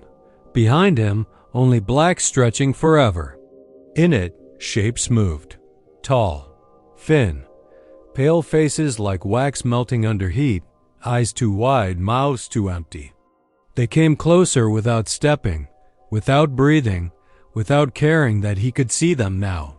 One raised a hand and the fingers bent wrong, joints backwards, bones showing clean through thin skin. It pointed at him, said something. Not in words, not out loud. But Larry knew what it meant. You're home now. The light came back in a stutter. He was running without knowing when he started, crashing through the shelves, through the door, down a hall that seemed to shift and stretch beneath his feet. Ahead, the elevator stood open again. The panel flashed something unreadable, symbols. Like teeth, like nails, like the curve of a spine. He didn't care. He dove inside. hammered the buttons. Any of them. All of them. The doors closed slower than he could stand, and something pressed against the glass as they did. A face. His own, smiling, lips moving in silent mockery. The car shuddered, climbed. When it opened again, he was in the lobby. His chair, his monitors, his thermos sweating beside his flashlight. The cameras showed nothing, no basement levels, no movement. Just empty halls and locked doors. He quit that night, left his badge and his keys on the desk, and walked out into the humid dark of Fort Worth, not looking back. They say Sinclair Tower's elevators still glitch sometimes. Call themselves down to floors that shouldn't be there. Doors opening. On nowhere. People hear things in the shaft. Voices. Footsteps. Breathing that no one ever goes to check. Not anymore. Not after Larry. It started as nothing more than a weird little thing Ricky noticed when he worked nights alone at the gas station just outside Odessa. Not Odessa proper, mind you. This place was technically still in the county, tucked between oil fields and forgotten stretches of blacktop where folks drove too fast or too drunk and usually didn't remember stopping for gas. If they did stop, it was because they were desperate or running on fumes. The sign above the place still said Fillmore's in chipped red paint, even though old man Fillmore had been dead 15 years and the company running it now didn't bother changing much beyond the credit card machines. Ricky took the graveyard shift because it was quiet. Quiet suited him fine. He'd had enough noise back when he lived in town, when his ex was still slamming doors and telling him what kind of man he wasn't. Out here, it was just him. The hum of the drink coolers, and sometimes the low thump of some oil truck roaring past on its way to somewhere more important. But it wasn't silent, not exactly. There was always the dog dot. It started maybe 6 months ago, a little after Halloween if Ricky had to guess. He didn't keep track at first. A dog in a parking lot wasn't something you made a big deal out of. Not out here where strays were as common as tumbleweeds. But this one was different. You noticed it. You couldn't help noticing that first time. He saw it. He figured it belonged to one of the roughneck crews. It limped bad on its front leg, dragging the paw like it was broken. Mangy fur. Patchy. Looked like it hadn't eaten in weeks. But it wasn't the limp or the stink or the patches of missing fur that stuck with him. It was the way it looked at him. Not at the store. Not at the trash cans. At him. At first, from across the parking lot, standing under the one busted floodlight that still flickered every few seconds, throwing its shadow out long across the cracked concrete. Eyes catching the light in a way that didn't seem natural. Not dog eyes. Too round. Too wet. Too focused. You know how dogs look at you like they're waiting for you to make a move so they can figure out what you want. This one looked at him like it already knew, like it had known for a long time. Ricky smoked outside on his breaks. Store policy said he couldn't, but who the hell was gonna check? He'd stand by the ice machine, flicking ashes into a styrofoam cup, watching. The thing across the lot. It never came closer. Never moved unless he blinked. He figured it for a hallucination the first week. Nights get long. You see shapes and shadows. But this shape didn't go away. He started clocking it, phone in hand. 2:13 a.m. like clockwork. Out of the dark. Same spot. Same limp. Same stare. Coworkers stopped asking why he looked tired. One of them, Janine, said she saw it once too. Pulled in for her shift just before dawn, and there it was, standing by the air pump. She said she thought it was a coyote until it turned toward her. Then she just drove around it and didn't look back. It ain't right, was all she said about it after that. That thing ain't no dog. Ricky didn't argue, he thought, about calling animal control, but what was he gonna say? Come get this stray with people eyes? Even out here, that'd get you laughed at.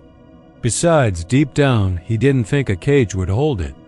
Didn't think bullets would stop it either, though he started keeping the .38 under the counter loaded just the same.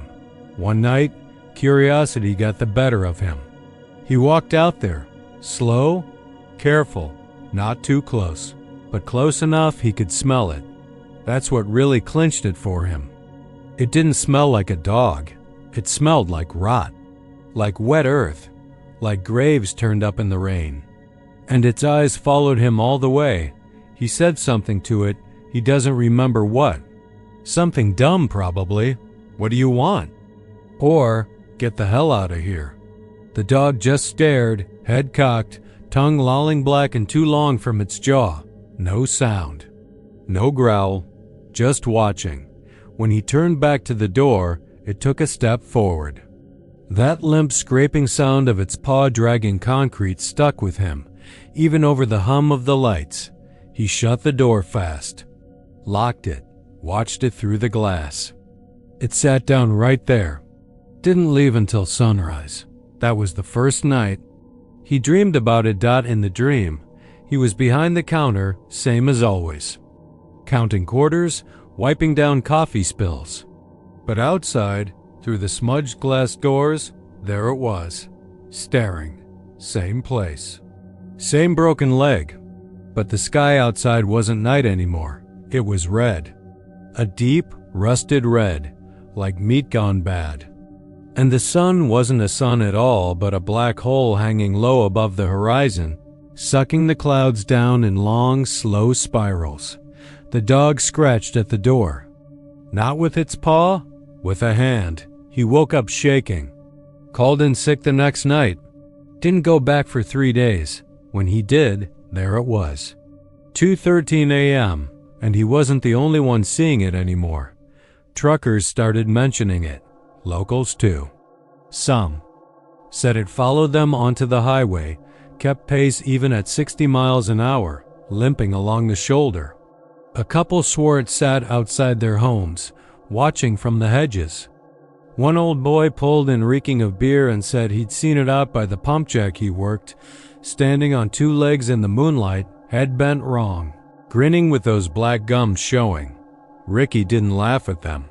Couldn't, he thought about. Quitting. Had the application for a warehouse job halfway filled out. But quitting didn't feel like enough. He had this gnawing thought, deep down in the pit of him, that the dog wasn't tied to the job. Not really. It was tied to him. He tested it once. Parked his truck out by the water tower a mile down the road. No station, no lights. Just him and his smoke and the dark. 2:13 a.m., he looked up. There it was. Closer this time. 10 feet, maybe less. Head low, tongue black. Eyes still shining like something alive behind them that wasn't supposed to be here. He didn't go back to the tower after. That didn't leave Odessa either. Not because he didn't want to, but because deep down he knew roads don't end things. Distance don't mean shit to something like this. So he stayed. Worked his nights, smoked his smokes. Watched the dog limp out from the dark and stare. Until dawn. Until last week. Last week, it came inside. Door didn't open. No bell chime. 1 minute he was restocking the cooler. Next minute it was standing in the aisle between the beef jerky and the energy drinks. Same stink, same broken leg, same 2 human eyes. It sat. Looked at him. And it smiled. Not a dog smile. Not tongue-lolling happy. A slow, knowing pull of the lips, teeth too square, too right to belong in a muzzle like that. And it spoke. 3 words. Low and wet and crawling up from its gut like something rotten finally getting loose. You're almost ready. That's when Ricky knew he'd never leave that place. Not really. Not alive. Not whole. The dog still comes. 2:13 a.m. But now, sometimes. Ricky's out there too, watching with the same eyes. Mason didn't believe in ghosts. He believed in paychecks, in car insurance, in bills that showed up whether you had the money or not. He believed in greasy uniforms that never came clean no matter how many times you washed them, and in customers who showed up 2 minutes before closing with a full order and no manners. He believed in his sorry little life, the endless loop of drive-through headsets and fryer oil burns. But ghosts? No, he didn't have room for ghosts. Not until the knocking started. It was almost midnight, and the last of the crew had clocked out and peeled out of the parking lot 20 minutes ago. Mason stayed behind to finish the closing list because his manager was the kind of prick who'd dock your hours if the grease traps weren't spotless or the fryers weren't properly drained. The store was an old Whataburger off a service road outside Wichita Falls, wedged between a half-dead gas station and a pawn shop that hadn't been open in years. The kind of place that felt stale even when it was brand new. Mason didn't mind it, not really. Nights were quieter, fewer idiots to deal with, and he could take his time. Except tonight something felt off. He couldn't have said what exactly. Just that creeping sensation, the way your skin knows before your brain catches up. The first knock came when he was wiping down the front counter. 3 sharp raps like knuckles on wood. Except the back door was metal, and it wasn't the back door he was standing near. He froze, rag halfway across the laminate.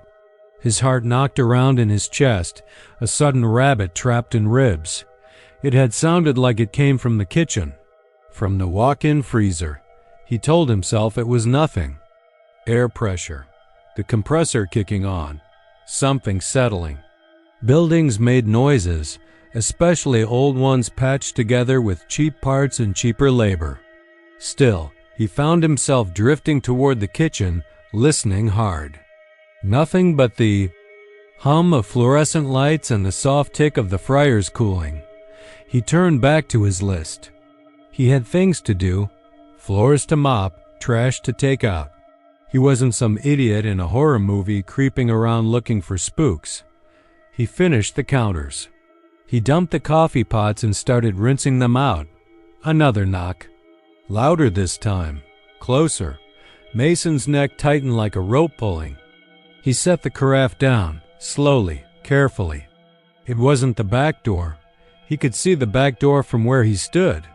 No one was there, but the freezer door was just around the corner. He thought about calling out. Who's there? Stupid. Who would? Be in the freezer? They'd all left. He'd watched them leave. Besides, the freezer didn't latch from the inside. You couldn't lock yourself in even if you tried. Still, he picked up the mop handle like a weapon and edged around the prep station, heart doing that fast thump-thump thing behind his sternum. The freezer door sat there, white and square, flush against the wall. No sign anyone had been near. He stood for a minute, listening. Nothing. He reached out, touched the metal handle. Ice-crusted, slick under his fingers. He gave it a tug, opened it a crack. Cold air breathed out, mist curling like ghost's breath. Darkness inside. He hit the switch. The light sputtered on, empty. Boxes of patties, bags of fries, tubs of gravy. No footprints on the floor but his own. He shut the door. Laughed at himself, low and shaky. He was tired, that's all. Too many nights closing. Mind playing tricks. He went back to the front, finished the coffee, started mopping. Time dragged, like it always did in the last hour. He had music on his phone, something low and forgettable, filling the space. Then knock, knock, knock. Again, this time harder, like someone angry, like fists pounding. Mason dropped the mop. This wasn't nothing. This wasn't in his head. He grabbed the phone, killed the music. Silence pressed in. The knocking stopped. He told himself to leave it alone. Finish up. Go home. But he couldn't ignore it now. He went back, past the fryers, past the prep sinks, stopped in front of the freezer again. He waited. Another knock. 3 times, slow, measured, from inside. His skin went cold in sympathy with the air leaking from the edges of the door. He gripped the handle, pulled. The door swung open, light on. Nothing there, just boxes, just shelves. He stepped in this time, felt the cold bite through his uniform. Stood there looking, listening, his breath fogged in front of him that he turned in a slow circle. Something moved behind the boxes, a shuffle, soft. He froze, listened, silence. He thought about calling someone, but who? His boss wouldn't care. The cops? For what? Imaginary noises? He reached for the stack of boxes, shifted one. Behind it, only wall. No hidden door. No secret crawl space. Nothing. He backed out fast, heart racing, shut the door. Locked it back to the front, back to mopping. Except he couldn't focus now. Every creak, every hum made him flinch. The clock dragged. Midnight came and went. 1 a.m. neared. Almost done. Almost free. He took the trash out, locked the dumpster, came back in, set the alarm. Ready to go. Lights off, keys in hand. Another knock, loud, echoing, from the freezer, again and again. And again, he snapped, stormed back, flipped on every light. Yanked the freezer door open so hard it banged the wall. Nothing. Cold air, racks of food. But the knocking hadn't stopped. It was louder now, behind him. Mason spun. The prep table. The sink. The fryers. The walk-in cooler. Knock, knock, knock. Everywhere at once. Under his feet. Overhead. Walls trembling with it. His stomach dropped. Fear blooming like sickness. He backed toward the front. Keys clenched so tight they cut into his palm. The knocks followed, steady, relentless. He hit the front door, shoved it open. Air hot and heavy outside, thick with night sounds, crickets, far-off tires. Normal things. He slammed the door, locked it, didn't look back. Lights inside flickered once, twice, died. He didn't come back the next night, or the one after. Quit over the phone. Let them keep the last paycheck. Didn't matter. He didn't want it. Couldn't sleep, not really. Kept hearing it. Soft knocks, polite, patient, somewhere just beyond the walls. He moved in with his brother, left Wichita Falls behind. Didn't help? The knocks followed. Different walls, same sound. Some nights it was the closet. Some nights the shower. Some nights just the inside of his head. He started drinking more. Stopped answering calls. Stopped leaving the apartment. His brother said he was cracking up. Probably. Who wouldn't? He thought about freezing to death. About how long you could last, curled up on the freezer floor with frost creeping up your skin. He thought about opening the door one last time and seeing what waited inside. Something knocking, always knocking, waiting to be let out. Or maybe waiting for him to come in. It started small, like these things always do. A flicker of light on the far side of the pasture, just past where the fence line starts to sag and the mesquite begins to creep up through the brittle soil. At first, Dale figured it was a truck. Someone out spotlighting, some drunk kid from town, maybe even one of those strange loners who lived out in the brush and only came into Abilene when they needed gas or cigarettes. It wasn't unheard of. Out here, people had land, but land didn't always come with fences that held, and fences didn't always come with locks. And besides, people got bored. Bored people did stupid things. Dale knew this from experience. The lights showed up again the next night, right around 1 a.m. Same place, same rhythm. A slow flash, pause, another flash, then 2 quicker ones. Almost like Morse code. Dale didn't know Morse, Never had reason to, but he figured if he looked it up and compared it to what he was seeing, it'd probably spell something dumb like help or lost or idiot with flashlight. He didn't look it up, though. He just watched from the porch of the bunkhouse, his boots crossed at the ankle on the top step, a cigarette burning slow between his fingers. The lights didn't move. That's what bothered him. No truck lights stayed still like that. No flashlights either, not unless someone was standing out there deliberately. And if someone was standing out there deliberately, in the dark, in the cow pasture, they had themselves a reason.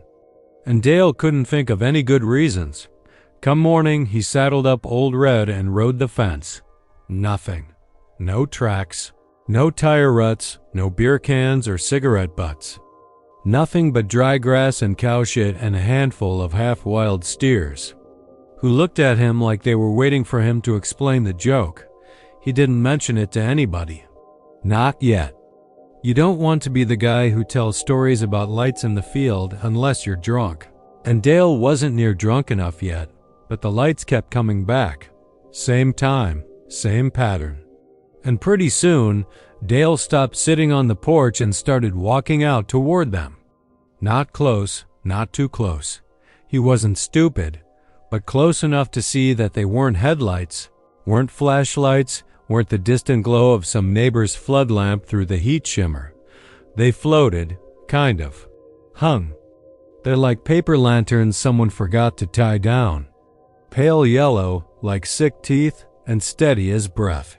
The cows didn't like them. He noticed that too. They'd edge away from that part of the field come dusk, even though the grass was just as good over there as anywhere else. A couple of them spooked bad enough one night that Dale had to spend an hour rounding them up again, cussing the whole time. Animals know. They always do. One night, near the end of the month, Dale got brave. Or stupid. Sometimes out here it's the same thing. He grabbed his flashlight, checked the loads in his .38, and headed out across the pasture on foot. The lights were there waiting for him, blinking their little slow pattern like they'd been waiting all along. He didn't think about why he was going. Didn't think about what he expected to find. He just walked, boots crunching over dry. Grass and dirt, sweat running cold under his shirt even though the night was warm. When he got closer than he'd ever dared before, maybe 20 yards, the lights went out. Just blinked off like someone hit a switch. The dark that rushed in felt heavy, like it had weight, like it had teeth. Dale stood there a minute, listening. The cows were gone. Not gone like wandered off, gone like silent. Like nothing alive was anywhere near. The wind died too. Not a leaf moving, not a cricket chirping. Just Dale's breathing, too loud in his own ears. Something scraped in the dirt ahead of him. Not a big scrape. Not hoof-sized, smaller, claws. Maybe, or hands. Dale pointed his flashlight. Nothing there. Nothing but blackened brush and fence wire half swallowed by weeds. Then the lights came back. Not out there this time. Closer, between him and the house. A straight line of them, floating 5 feet off the ground, pulsing slow. One pause. 1, 2, like they were calling him now, telling him to follow, and behind him something breathing. Slow, wet. Dale turned and ran. Didn't fire his gun, didn't think. Just ran, stumbling over roots and rocks and cow bones picked clean by buzzards. He didn't stop until he hit the porch, slammed the door, locked it like a kid scared of boogeymen. And still those lights burned, outside the window now, pacing back and forth like something thinking about coming inside. He didn't sleep. Morning came, and the lights faded with it, gone again. Like they never were. He thought about quitting. Packing up and heading back to town, telling old Mr. Haskins he could shove his $50 a night and his ratty bunkhouse up his ass. But Dale didn't have anywhere to go. Not really. Some men are made for moving on. Some men are made for staying put. He'd been here too long to know which he was. So he stayed. The next night, The lights came back, closer now, flickering against the walls of the bunkhouse like fireflies made of rot. Dale sat at the table with his gun and his whiskey and didn't move. Didn't look outside. Didn't want to know what might be looking back. They stayed until dawn. By the third night, something started scratching at the door. Slow, careful, like it knew he was listening. The cows were gone by then. Vanished. No gates left open. No fences. Broke. Just gone. Like the earth swallowed them up. Dale stopped writing in the logbook. Stopped answering the radio when the main house called. Stopped shaving. Stopped eating much. Sat there in the dark with the lights outside and the breathing. Getting closer, slower, wetter. One morning, the sun came up and Dale wasn't there. Bunkhouse empty. No sign of struggle. Gun on the table, safety off. Flashlight burned out. Only thing left was a line of prints in the dust leading out to where the lights had always been. Not boot prints, bare feet. Small like a kid's. Like a lot of kids. Dozens maybe. No one found Dale. No one found the cows either. The ranchers patched the fence, sold off what they could, let the rest of the land go fallow. Too many bad nights out there. Too many stories. Sometimes they say, when the moon's low and the wind's wrong, you can still see those lights flicker in the brush. Same pattern. 1, pause. 1, 2. And if you listen hard enough, you might hear something breathing, waiting. What? No one walks out there anymore. Not even the drunks. Not even the bored kids. Out in the dark past Abilene, some things just belong to the night now. And it's best to leave them be. When you work nights long enough, you stop being scared of the dark. It isn't bravery, it's just math. The dark loses its mystery when you've spent 1,000 hours wandering around in it, changing filters, checking gauges, tightening valves. That's what I told myself anyway. Every time I clocked in for my shift at the Beaumont Municipal Water Treatment Plant off Highway 69, nights were quiet. Nothing but the hum of machinery, the slap of water in the clarifiers, and the occasional chirp from the ancient walkie we still use to communicate between buildings. I liked it that way. After my divorce, I wasn't exactly itching for human company. Just me, my flashlight, and the labyrinth of concrete hallways beneath the plant. The maintenance tunnels were never officially part of my duties, but curiosity is a slow itch that builds over time. You hear enough stories, old maintenance. Men warning you not to go down there, rumors about things moving in the dark, shadows in the corners of your eyes, and eventually you get tired of wondering. The tunnel I'm talking about wasn't on any of the official blueprints. I only found it because I'd gotten lazy one night, cut through the sub-basement behind the chemical storage tanks to avoid walking around Building C in the rain. That's where I noticed the door. Metal, painted the same grim institutional gray as the rest of the plant, half hidden behind an old pallet of empty chlorine drums. No sign, no label, no lock. Just a rusted handle and a smear of something brown near the bottom that I told myself was old grease. The first night I opened it, the smell hit me like a fist. Stale air, thick with mildew and something sour underneath it, like meat left too. Long in a hot car.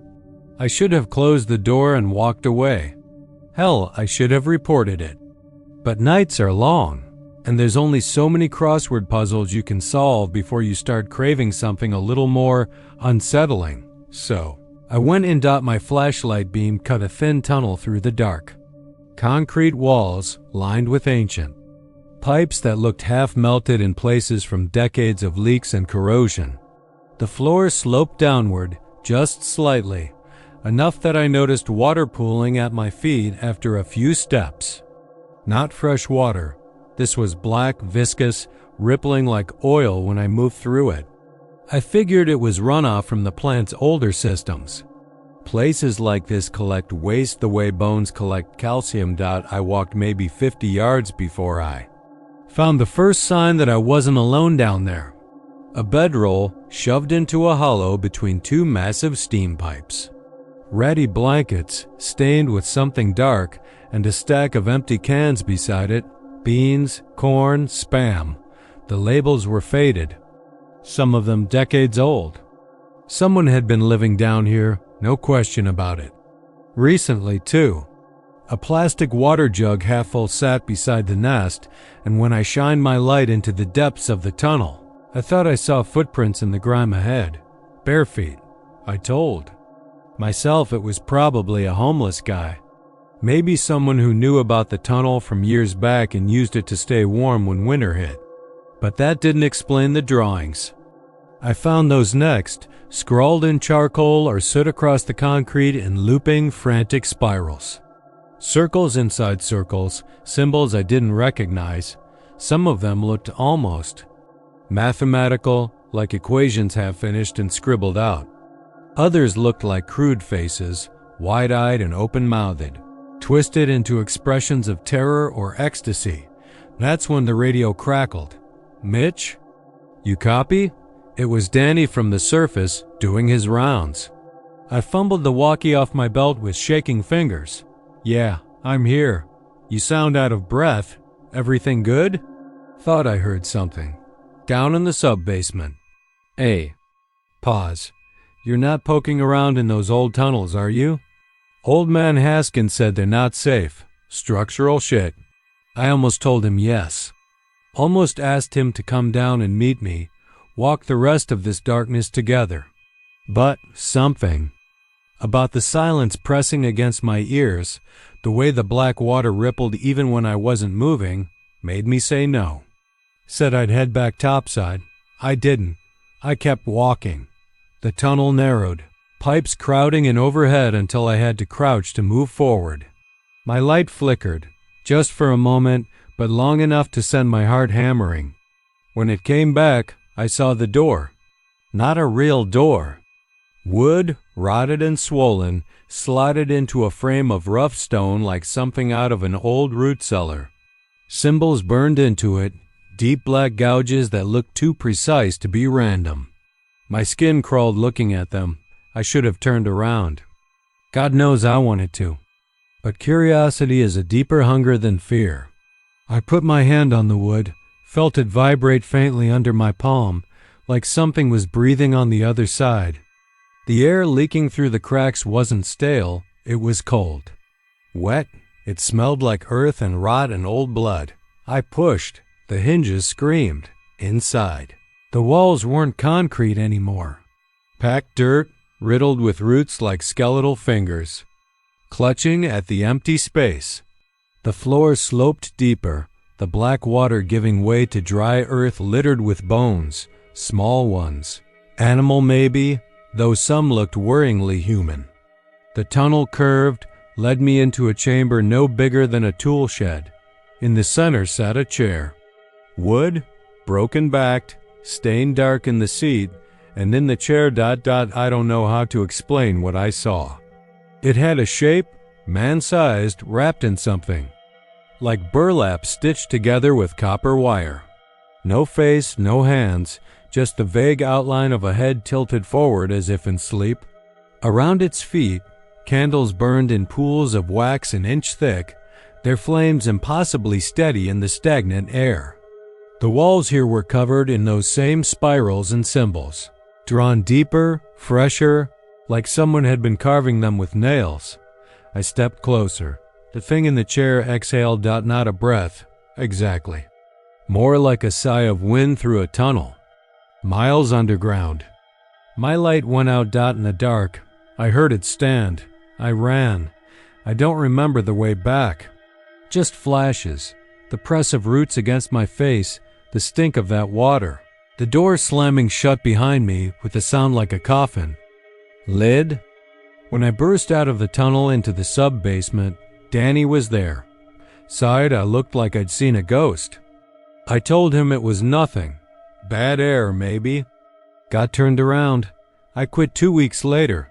sometimes when I drive past the plant on my way into town, I see lights flicker down in the lower levels. Not flashlights, not anything that makes sense. Just a slow pulsing glow, like candles burning where no one should be. And sometimes I dream about the tunnel dot, about the thing in the chair, about the moment it stood up. It started with the footsteps. Tiny ones, like the tap-tap of a kid running barefoot on the wax tile floors. Larry Monroe heard them the first week he started working nights at Marlin High School, just outside Corpus Christi, when the late summer storms were still rolling in off the Gulf and the air conditioning barely kept up. He figured it was just the building settling, or maybe a rat skittering through the ductwork, though rats usually didn't giggle. That's what made him pause, not the footsteps. The laugh. He'd been pushing his mop down the long hallway that led to the old gym, the one they didn't use anymore since the new sports complex was built. That end of the building was mostly storage, now boxes of broken band equipment, desks with 3 legs, textbooks so old the maps still showed East and West Germany. The lights were dimmer down there, humming with that sickly yellow glow only a janitor seems to notice after midnight. He thought he heard it then, high, light, playful. A little girl's laugh, quick and soft. The sound seemed to dart out of one of the darkened classrooms and vanish before he could fully register it. Larry stopped, leaned on the mop handle, and listened. His heart did a slow, heavy thump in his chest. "Hello?" he said, feeling stupid even as he said it. "Somebody in here?" Nothing answered him. He told himself it was just his imagination. Being alone in a big empty school does things to your head. The halls stretch longer. The shadows creep. Every sound echoes like it came from a place deeper inside the building than it should have been possible. He moved on, finished his rounds, and went home to his tiny rented trailer where the ceiling leaked when it rained and the neighbors fought so loud he heard it through the walls. The next night, it happened again. This time he was cleaning the boys' locker room. The place stank of mildew no matter how much bleach he dumped in the drains. He was emptying trash cans when he heard it, bare feet slapping the floor, fast and light, and then that same giggle. High, female, young. He stepped out into the hall, his breath puffing out slow through his nose. The place looked the same as always. Long stretches of lockers painted blue and white. Trophy cases collecting dust. Posters peeling off the cinder block walls reminding kids to reach for excellence and stay drug-free. Down at the far end, near the old gym doors, something moved. Just a flicker. A shadow small enough to be a child's darting across the hall and disappearing. "Hey," he called, sharper than before. "You're not supposed to be here." He hurried after it, his work boots thudding on the floor. When he rounded the corner, the hall was empty. No doors open. No janitor closets ajar. No windows even large. Enough for a kid to slip through, not unless they broke them. And no alarms had gone off. He told Principal Garner about it the next day. Garner just looked at him over the rims of his glasses and said, "We haven't had any kids on campus after hours since we installed the security system. You're probably just hearing things, Larry. Long nights can do that." But the laugh came back. Every night, always around the same time, between midnight and 1 in the morning. Sometimes it echoed off the walls like it was right behind him. Other times it was distant, floating down from the stairwell that led to the old science wing they didn't use anymore because of black mold. Larry started carrying a flashlight, even when the lights were on. He'd sweep its beam through classrooms and corners and come up with nothing. Still, he couldn't shake the feeling something watched him from the dark. He began noticing things. Wet footprints, small ones, like a child's, tracked across the tiles though no rain had fallen that day. Locker doors left standing open when he knew he'd closed them. The old gym bleachers pulled out halfway like someone had been playing underneath them. A rubber ball, half deflated and mold-speckled, rolling lazily across the gym floor as if nudged by an unseen hand. He didn't tell anyone after that first time. Who would believe him? A washed-up 52-year-old janitor who couldn't hold. Down a better job, rambling about ghost kids in the halls? Even he wasn't sure he believed it. One night, about a month into it, he decided to catch whoever or whatever it was. He set himself up in the old gym where the laugh had been loudest. The night before, he brought his thermos of coffee and a folding chair and sat in the dark, flashlight off, waiting. Midnight came and went. The school around him settled with the groans and sighs of aging brick and steel. Somewhere deep in the building, a clock chimed 1 o'clock. Then he heard a tap, light footsteps. Slow this time, purposeful. Coming closer, Larry held his breath. A figure emerged from the shadows near the gym's entrance. Not a shadow exactly, something more solid than that, but wrong in a way he couldn't quite put words to. Small, maybe. 3 or 4 feet tall.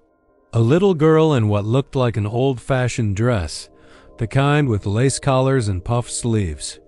Her hair hung in wet ropes down her face. Her skin looked pale and bloated, like something that had been floating in water too long. She was barefoot and smiling. Larry couldn't move, couldn't speak. She took a step closer. Her feet left damp prints behind. Another step. Another. Her eyes gleamed in the dark, round and black and empty as wells. Then she laughed out. It wasn't playful up close. It was hollow, rotten, like something scraped out of a grave and given breath just long enough to mock the living. He bolted, dropped the flashlight, knocked over the chair, and ran. His boots skidded on wet tiles where her footprints led, and he slipped and hit the floor hard enough to crack a rib. But he scrambled up and didn't stop running until he was outside, gasping under the flickering glow of the parking lot lamps. He quit the next day. Didn't give notice. Didn't care about the paycheck. Left the keys on Garner's desk and walked out. 2 weeks later, he passed the school at night, driving the long road home from a buddy's house. He told himself not to look. Just keep driving. Don't look. But his eyes betrayed him. In the upstairs science wing, behind a grime-smeared window, he saw her, standing there, watching, smiling. The next janitor lasted 3 weeks before he quit. Same reasons, though he wouldn't talk about them except to say, "There's something wrong in that building." The school board blamed bad wiring, a fault in the security system, maybe raccoons in the ductwork. But some nights, if you stand outside Marlin High after midnight, you can hear it through the bricks and glass. Tap, tap, and a little girl's laugh. It started sometime around 2:30 in the morning, which was usually the deadest part of the night at the Safeway on the north side of San Angelo. Nothing but the low hum of the refrigeration units and the occasional squeak of my cartwheels broke the silence.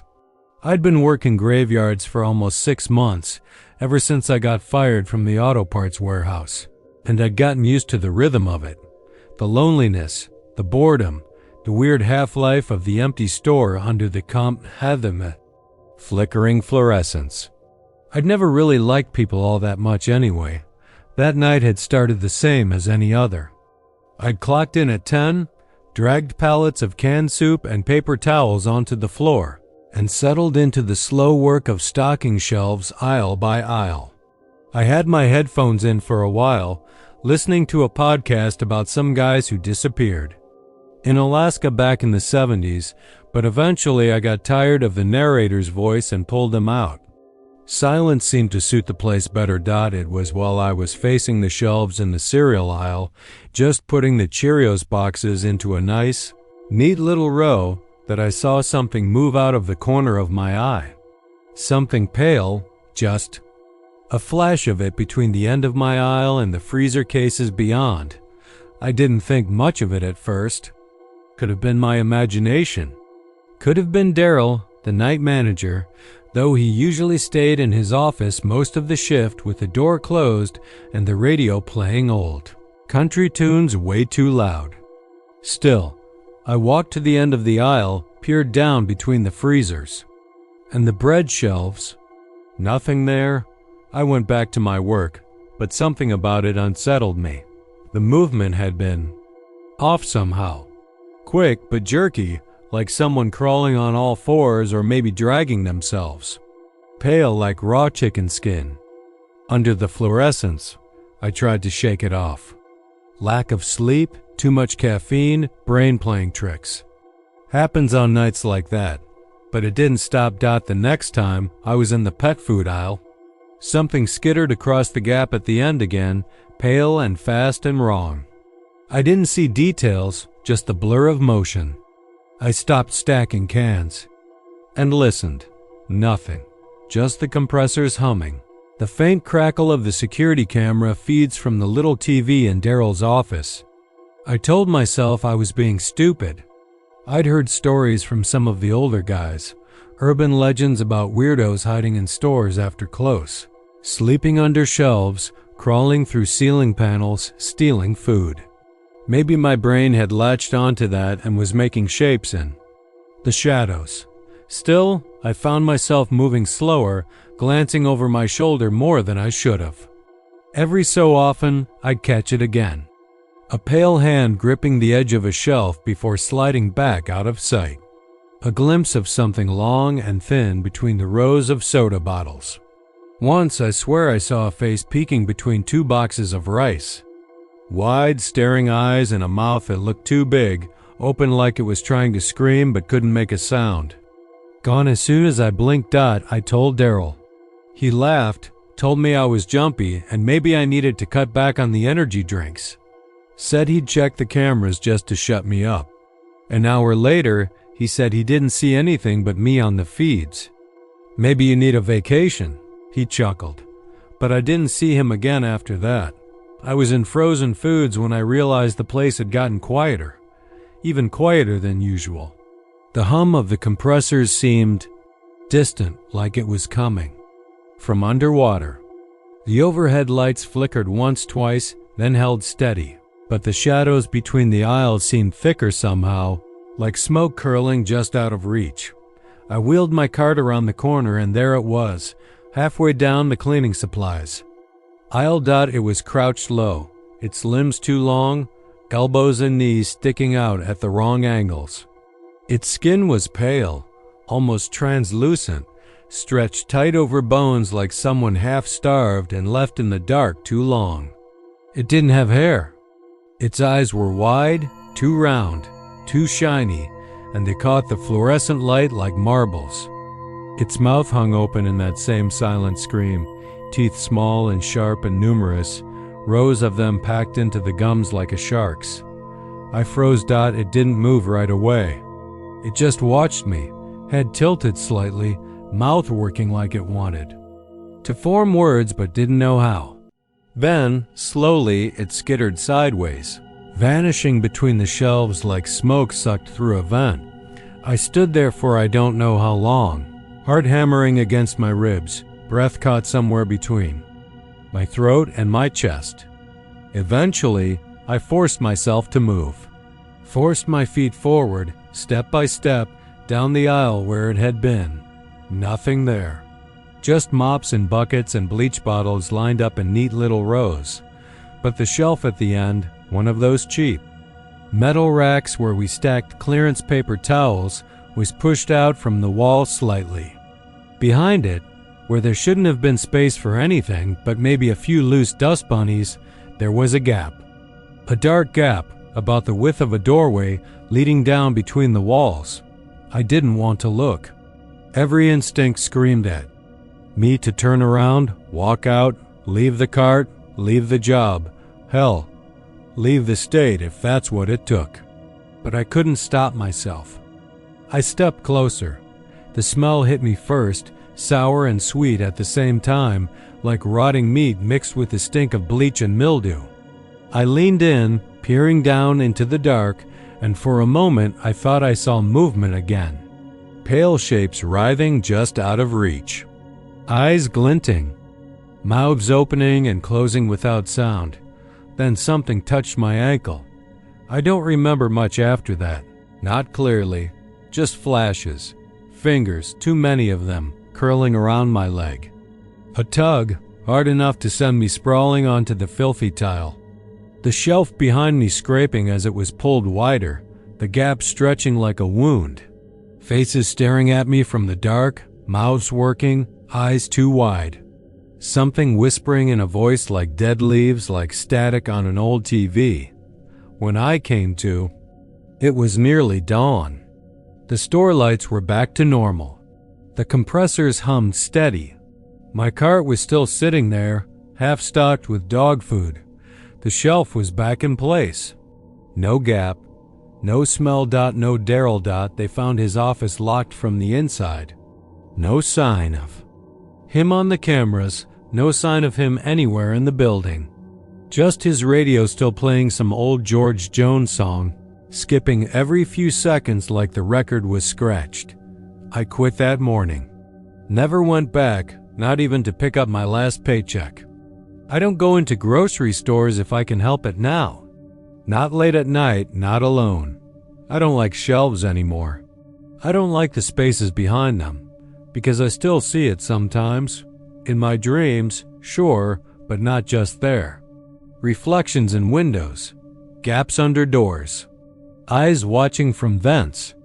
In the ceiling. It's still out there, behind the shelves, waiting, and I think next time it won't let me go.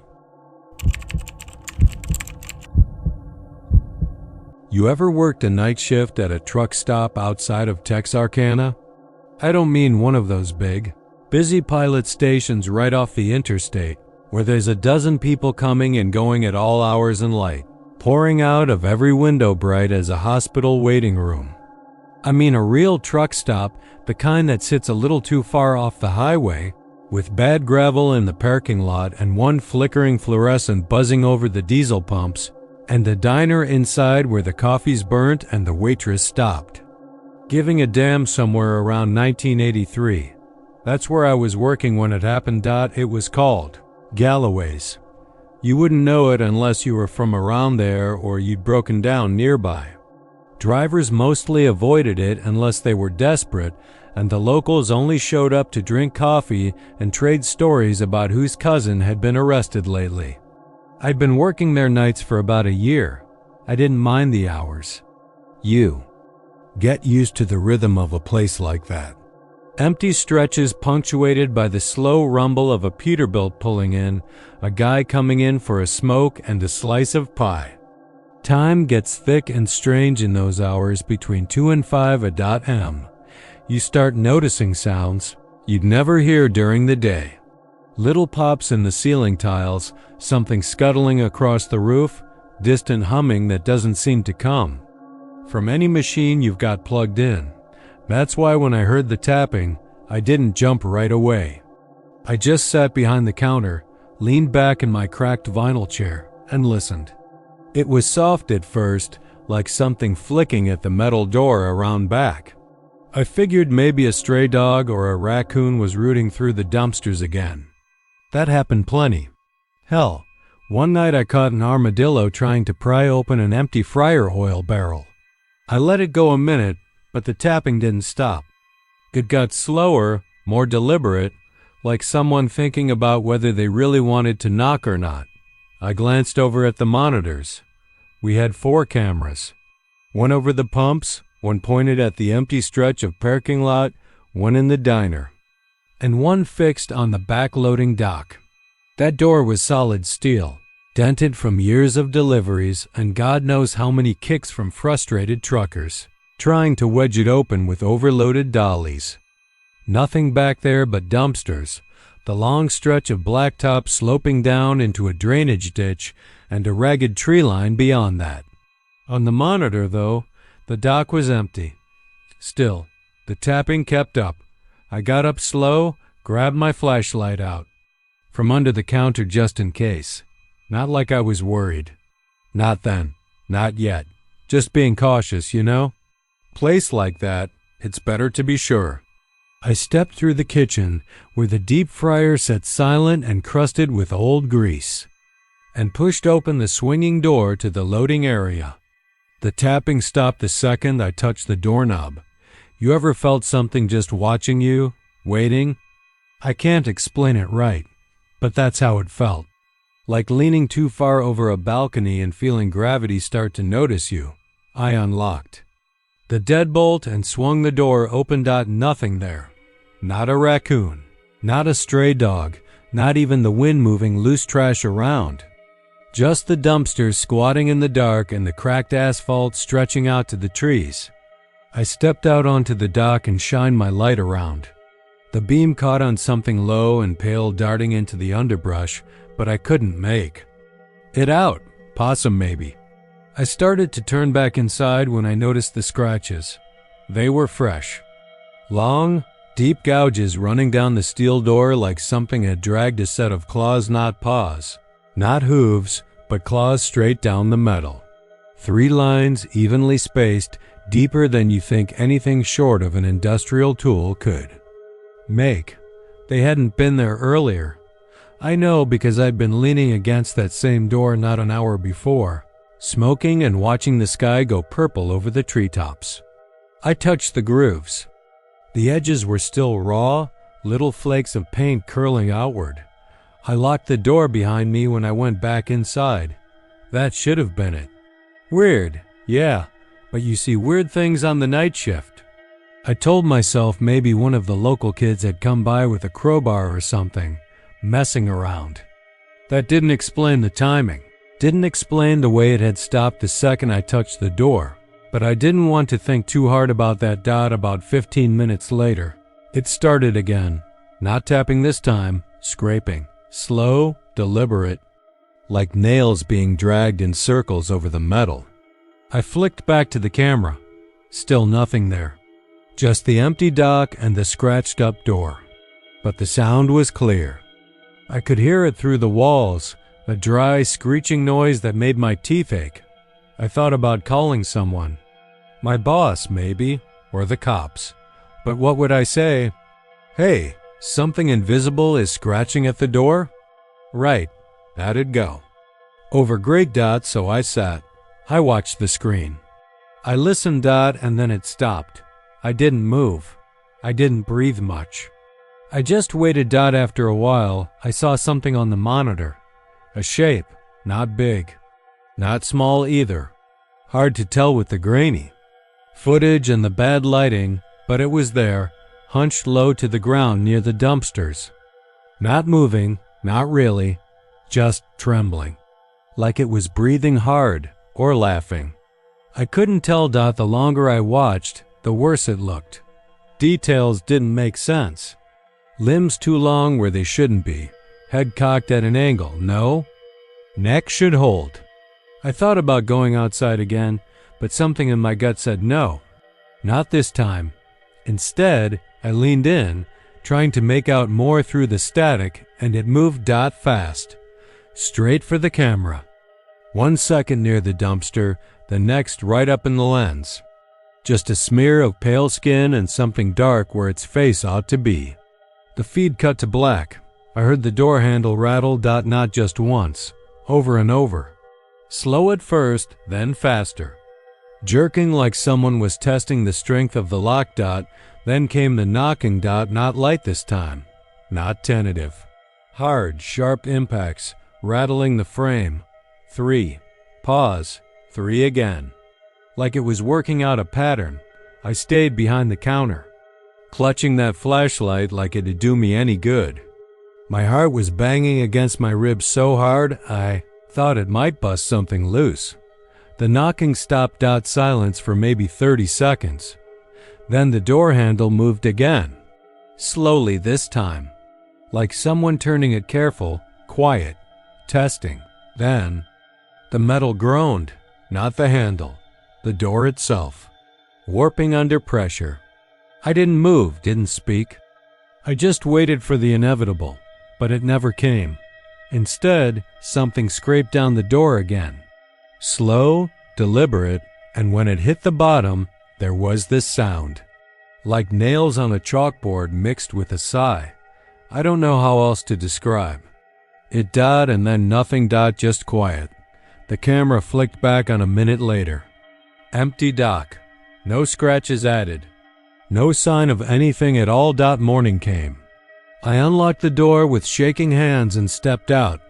The scratches were gone, not faded, not worn away.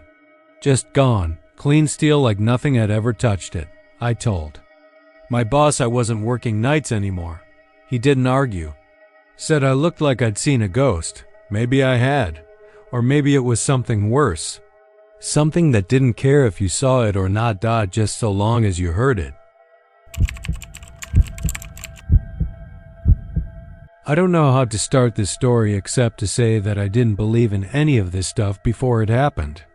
Ghosts, demons, glitches in reality, whatever name you want to give it, it always sounded to me like something weak people needed to explain the bad parts of life. People made mistakes, people died, things got lost in the system. That's what I used to think. Back then, I was just another guy working graveyard shift at a warehouse outside Midland, Texas. I stacked boxes, shrink-wrapped pallets, and kept my mouth shut. You work nights, you start to accept a certain amount of weird. The quiet's different. Time moves different. Shadows play games. But this wasn't just night shift weirdness. My job was simple. I got there at 10 p.m. sharp, clocked in, and took my little forklift around to the far side of the shipping center where the overnight packing was done. We were a third-party contractor for all kinds of companies, auto parts, medical supplies. Frozen goods, nothing exciting. Just big brown boxes, plastic wrap, and a barcode scanner. Every night, I'd get a printout of what needed to go where, how many pallets were in what lane, and by sunrise, I'd have everything in neat rows ready for the day crew to load onto the trucks. That warehouse was huge, one of those prefab steel monsters squatting in a patch of oilfield dirt, so flat you could see the lights of another rig burning off gas 40 miles away. Inside, it smelled like cardboard and diesel fumes and cold concrete. No windows except in the office up front. Half the overhead lights were burned out, and no one ever replaced them. The dark corners stretched out wider than they should have, especially around 3 in the morning when your brain started playing tricks on you. I'd been working there about a year when it started. First night was nothing I could even prove, just a feeling. I came back from my 15-minute break, coffee cup still warm in my hand, and there was a pallet sitting at the far end of lane 17. Wrapped tight in plastic, no label. Didn't match anything on my sheet. I remember standing there staring at it, thinking maybe I'd screwed up earlier and just forgot moving it. Happens. The longer you work nights, the more your memory feels like a wet sponge full of holes. But still, I couldn't shake the feeling that pallet hadn't been there before I went for coffee. I walked over, checked the plastic wrap. Looked factory tight. No tears, no scuffs. Cardboard boxes underneath, all uniform, no markings except some weird little black symbols inked onto the sides, nothing I recognized. Not letters, not numbers, just shapes. Circles inside circles, a triangle with too many sides, things that looked like they were drawn by a drunk architect. I cut the wrap open just enough to peek. Inside, more boxes, unmarked, heavy, no clue. What was in them? My sheet didn't say. Manifest said lane 17 should be empty. I figured maybe I'd catch hell from the foreman in the morning, but it wasn't my problem tonight. I moved the pallet out of the lane and into the holding bay. Left it there, tagged it Hold No Docks, signed my initials. Went back to work. Next night, another pallet. Different lane. Same deal. No label. Same weird symbols. Wrapped tight like it had come fresh off the line, but I knew it hadn't been there when I started. I checked the cameras, even though I wasn't supposed to. Footage showed nothing. One frame the lane's empty, next frame the pallet's there. No forklift, no worker. Like it blinked into existence. That's when I started getting nervous. A week went by. Every night, a new pallet. Sometimes two. Sometimes stacked so far back in the shadows I almost missed them. Always wrapped perfect, always with those symbols. I started making a little map in my notebook. Where they showed up, what time I found them, what lane. It didn't make any sense, but they seemed to favor the farthest edges of the floor. Places where the lights flickered more. Places colder than they should be. One night, about 2:30, I got tired of wondering and cut one open all the way. Box inside was heavy as hell. I pried it open with a crowbar. Inside bones. Not animal bones. Human. Clean, white, stacked in layers like someone had taken the time to pack them just right. No dust, no smell, just bone. Femurs, ribs, skull. Fragments, neatly arranged. Underneath the bones, packed in between like bubble wrap, were teeth. Thousands of human teeth, all sizes, all yellowed. Some still had fillings. I resealed the box. Wrapped the whole pallet again, tighter this time. Pushed it back into the farthest, darkest corner behind the compressors. Didn't say a word to anyone. After that, it got worse. Sometimes I'd hear footsteps when I knew I was alone. Not just random building creaks footsteps. Measured, heavy, deliberate. They'd start at the far end of a lane and stop just out of sight. I'd stand there holding my breath, waiting, listening. Nothing. But the hair on my neck knew better. I started carrying a box cutter in my pocket like it was going to help against whatever this was. One night, the radio in the forklift started crackling, not static voices. A language I couldn't understand, guttural and wet, like someone gargling. Glass underwater. The pallet that night was waiting for me dead center of the warehouse floor, right under one of the busted lights that flickered like a heartbeat. I didn't open that one. I stopped logging them. Stopped moving them. Started leaving them where they appeared.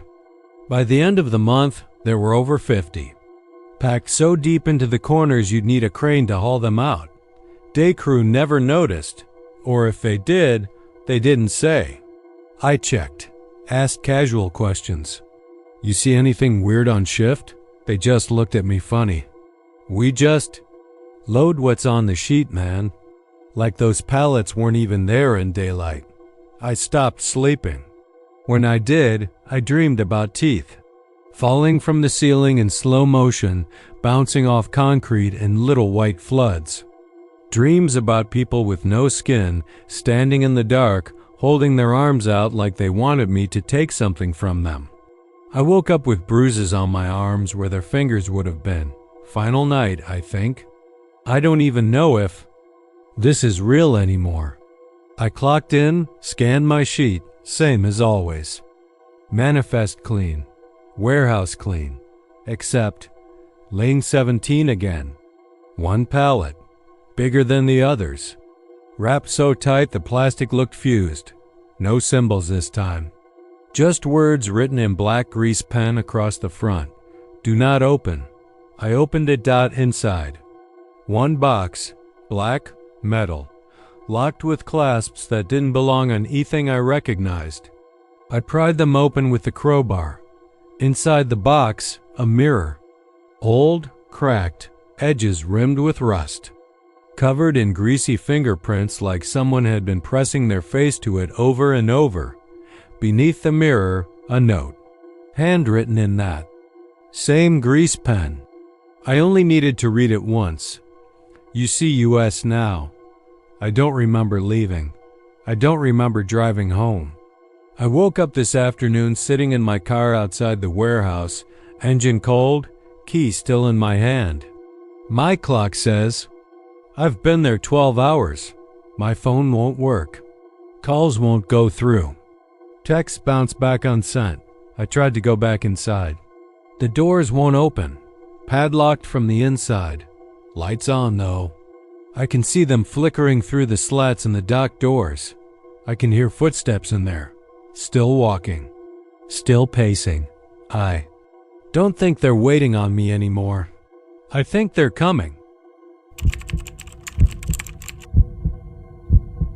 Austin changes at night. It's not the same city people brag about in the daylight. The music, the food, the pretty girls with their big dreams and the boys with their guitars slung over their backs. After midnight, downtown goes quiet except for the cops and the drunks. The highways hum soft like something breathing in its sleep.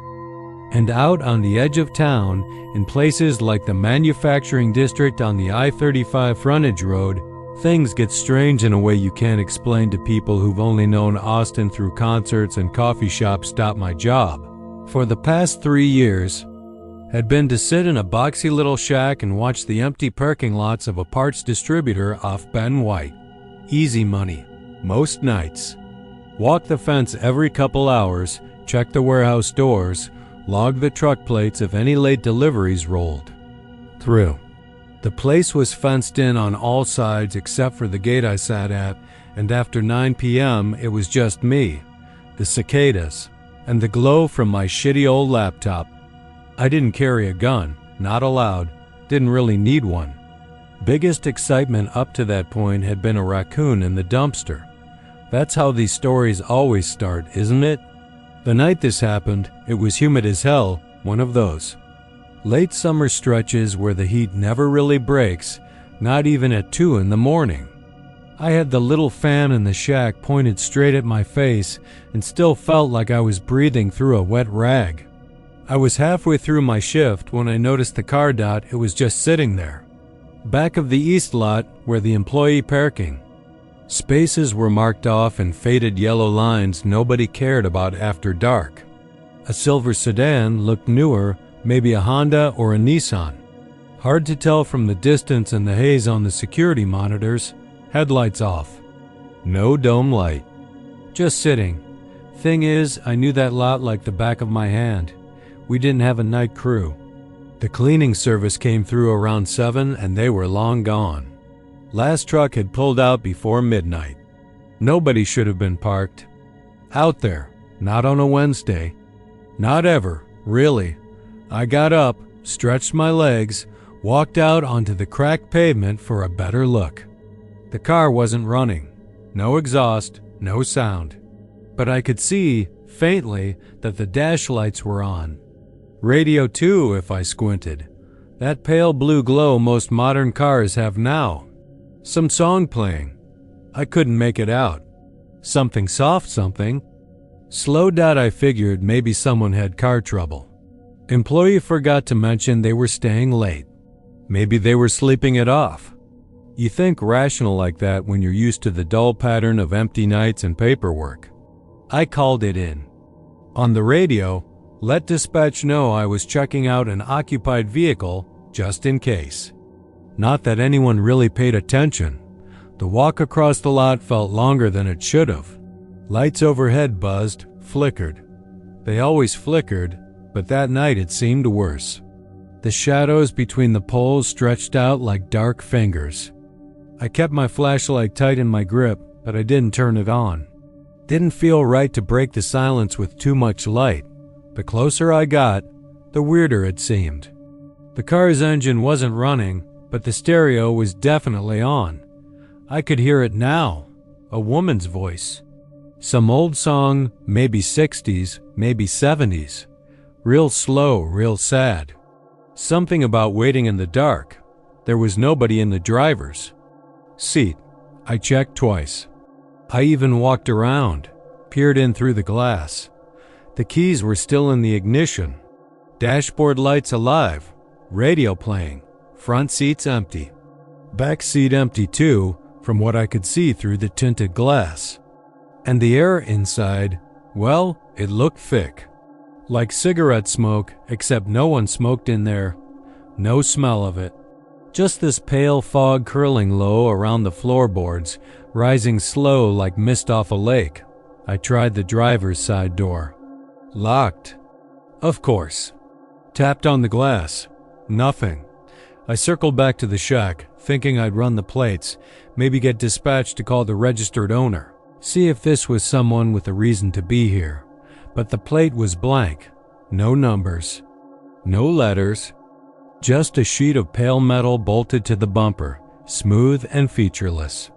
That's when my skin went cold, despite the heat. I walked back faster than I should have, told myself maybe it was a vanity plate, maybe something had scraped off the paint. But in my gut I knew better.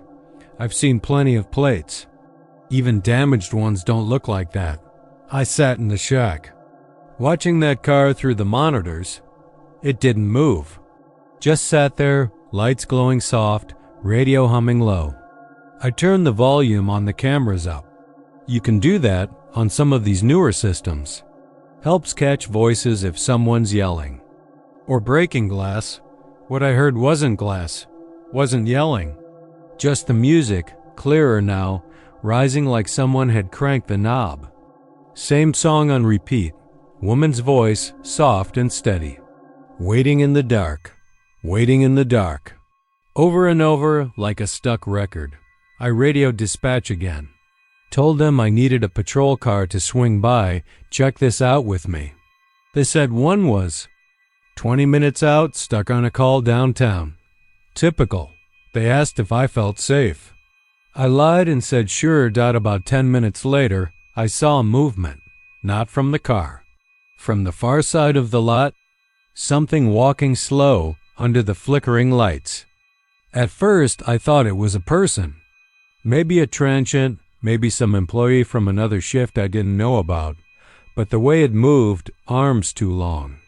Neck bent funny, like it wasn't sure how to wear the shape it was in.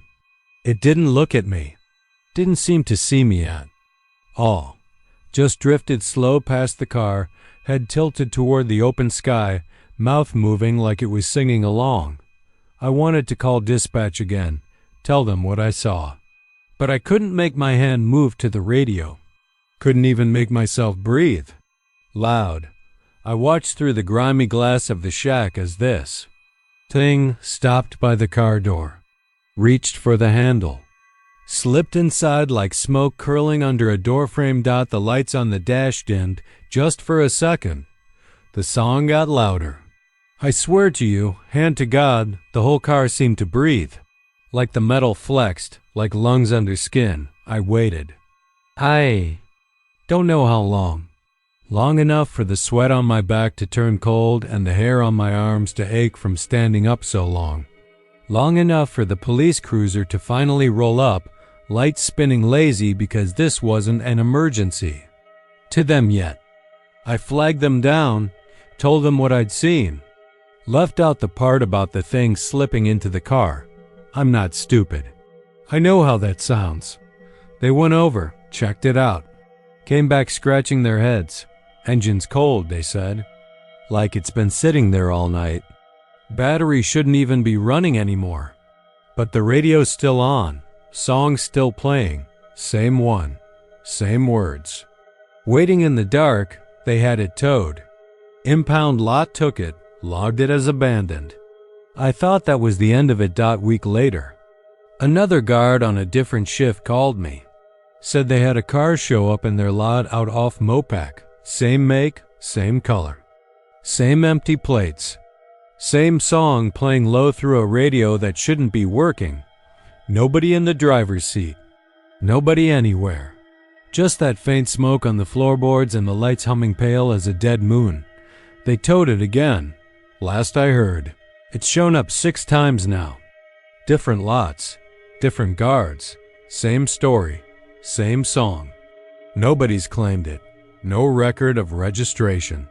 And every time someone gets close enough to really look inside, they swear they see shapes in that smoke. Faces. Pressed against the glass. Waiting. Sometimes I hear it in my sleep now. That song. That voice. Waiting in the dark. And I wonder how long before it shows up for me again. Maybe this time. The door won't be locked. Danny Waller never really thought of the Fitzone Gym in Denton as a haunted place.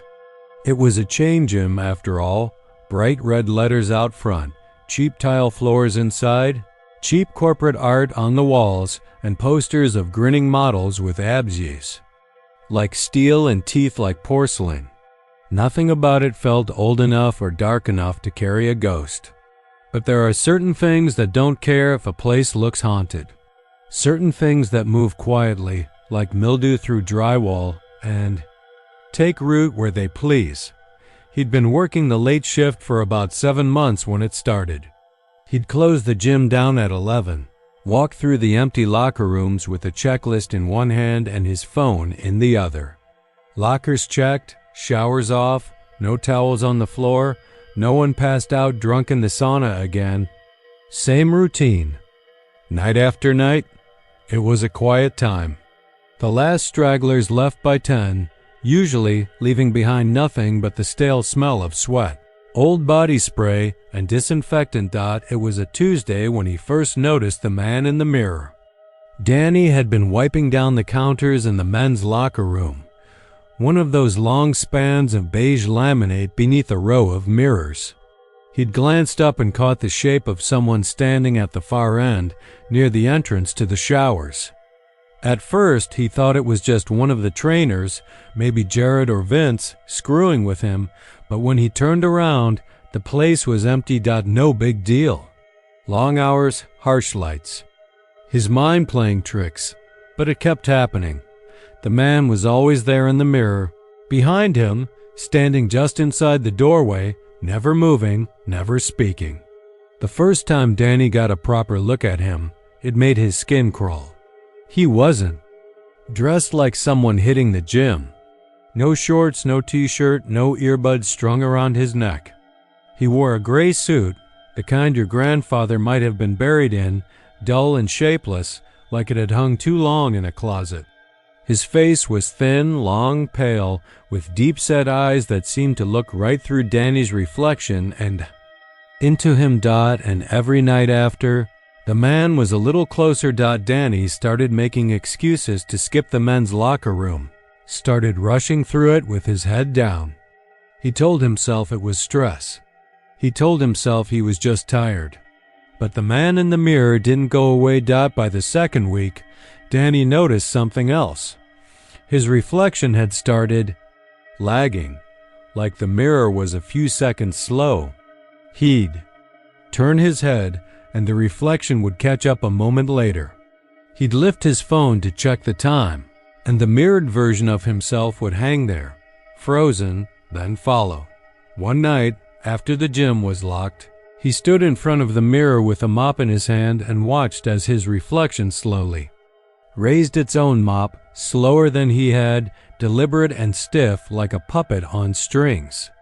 And behind his reflection, the man in the gray suit stood only a foot away, his mouth just starting to open. Danny spun around so fast he nearly slipped on the wet floor. Nothing there. The fear settled in after that, deep and cold. He started leaving. Lights on where he shouldn't. Started leaving doors unlocked. Just little things. Small ways of telling himself he wasn't trapped in there alone with whatever it was. His boss noticed, of course. Warned him about protocol, about liability, about the cameras catching him slacking off. Danny nodded, promised to tighten up. But he couldn't explain it. Couldn't say there's something wrong with the mirrors, man, without sounding like he'd lost his grip. He thought about quitting. God knew he wasn't getting paid enough to mop floors under fluorescent lights while a dead man watched him from behind the glass. But quitting would mean admitting it was real. Quitting would mean carrying it with him, wondering if the mirror in his own bathroom might one day show something standing behind him too.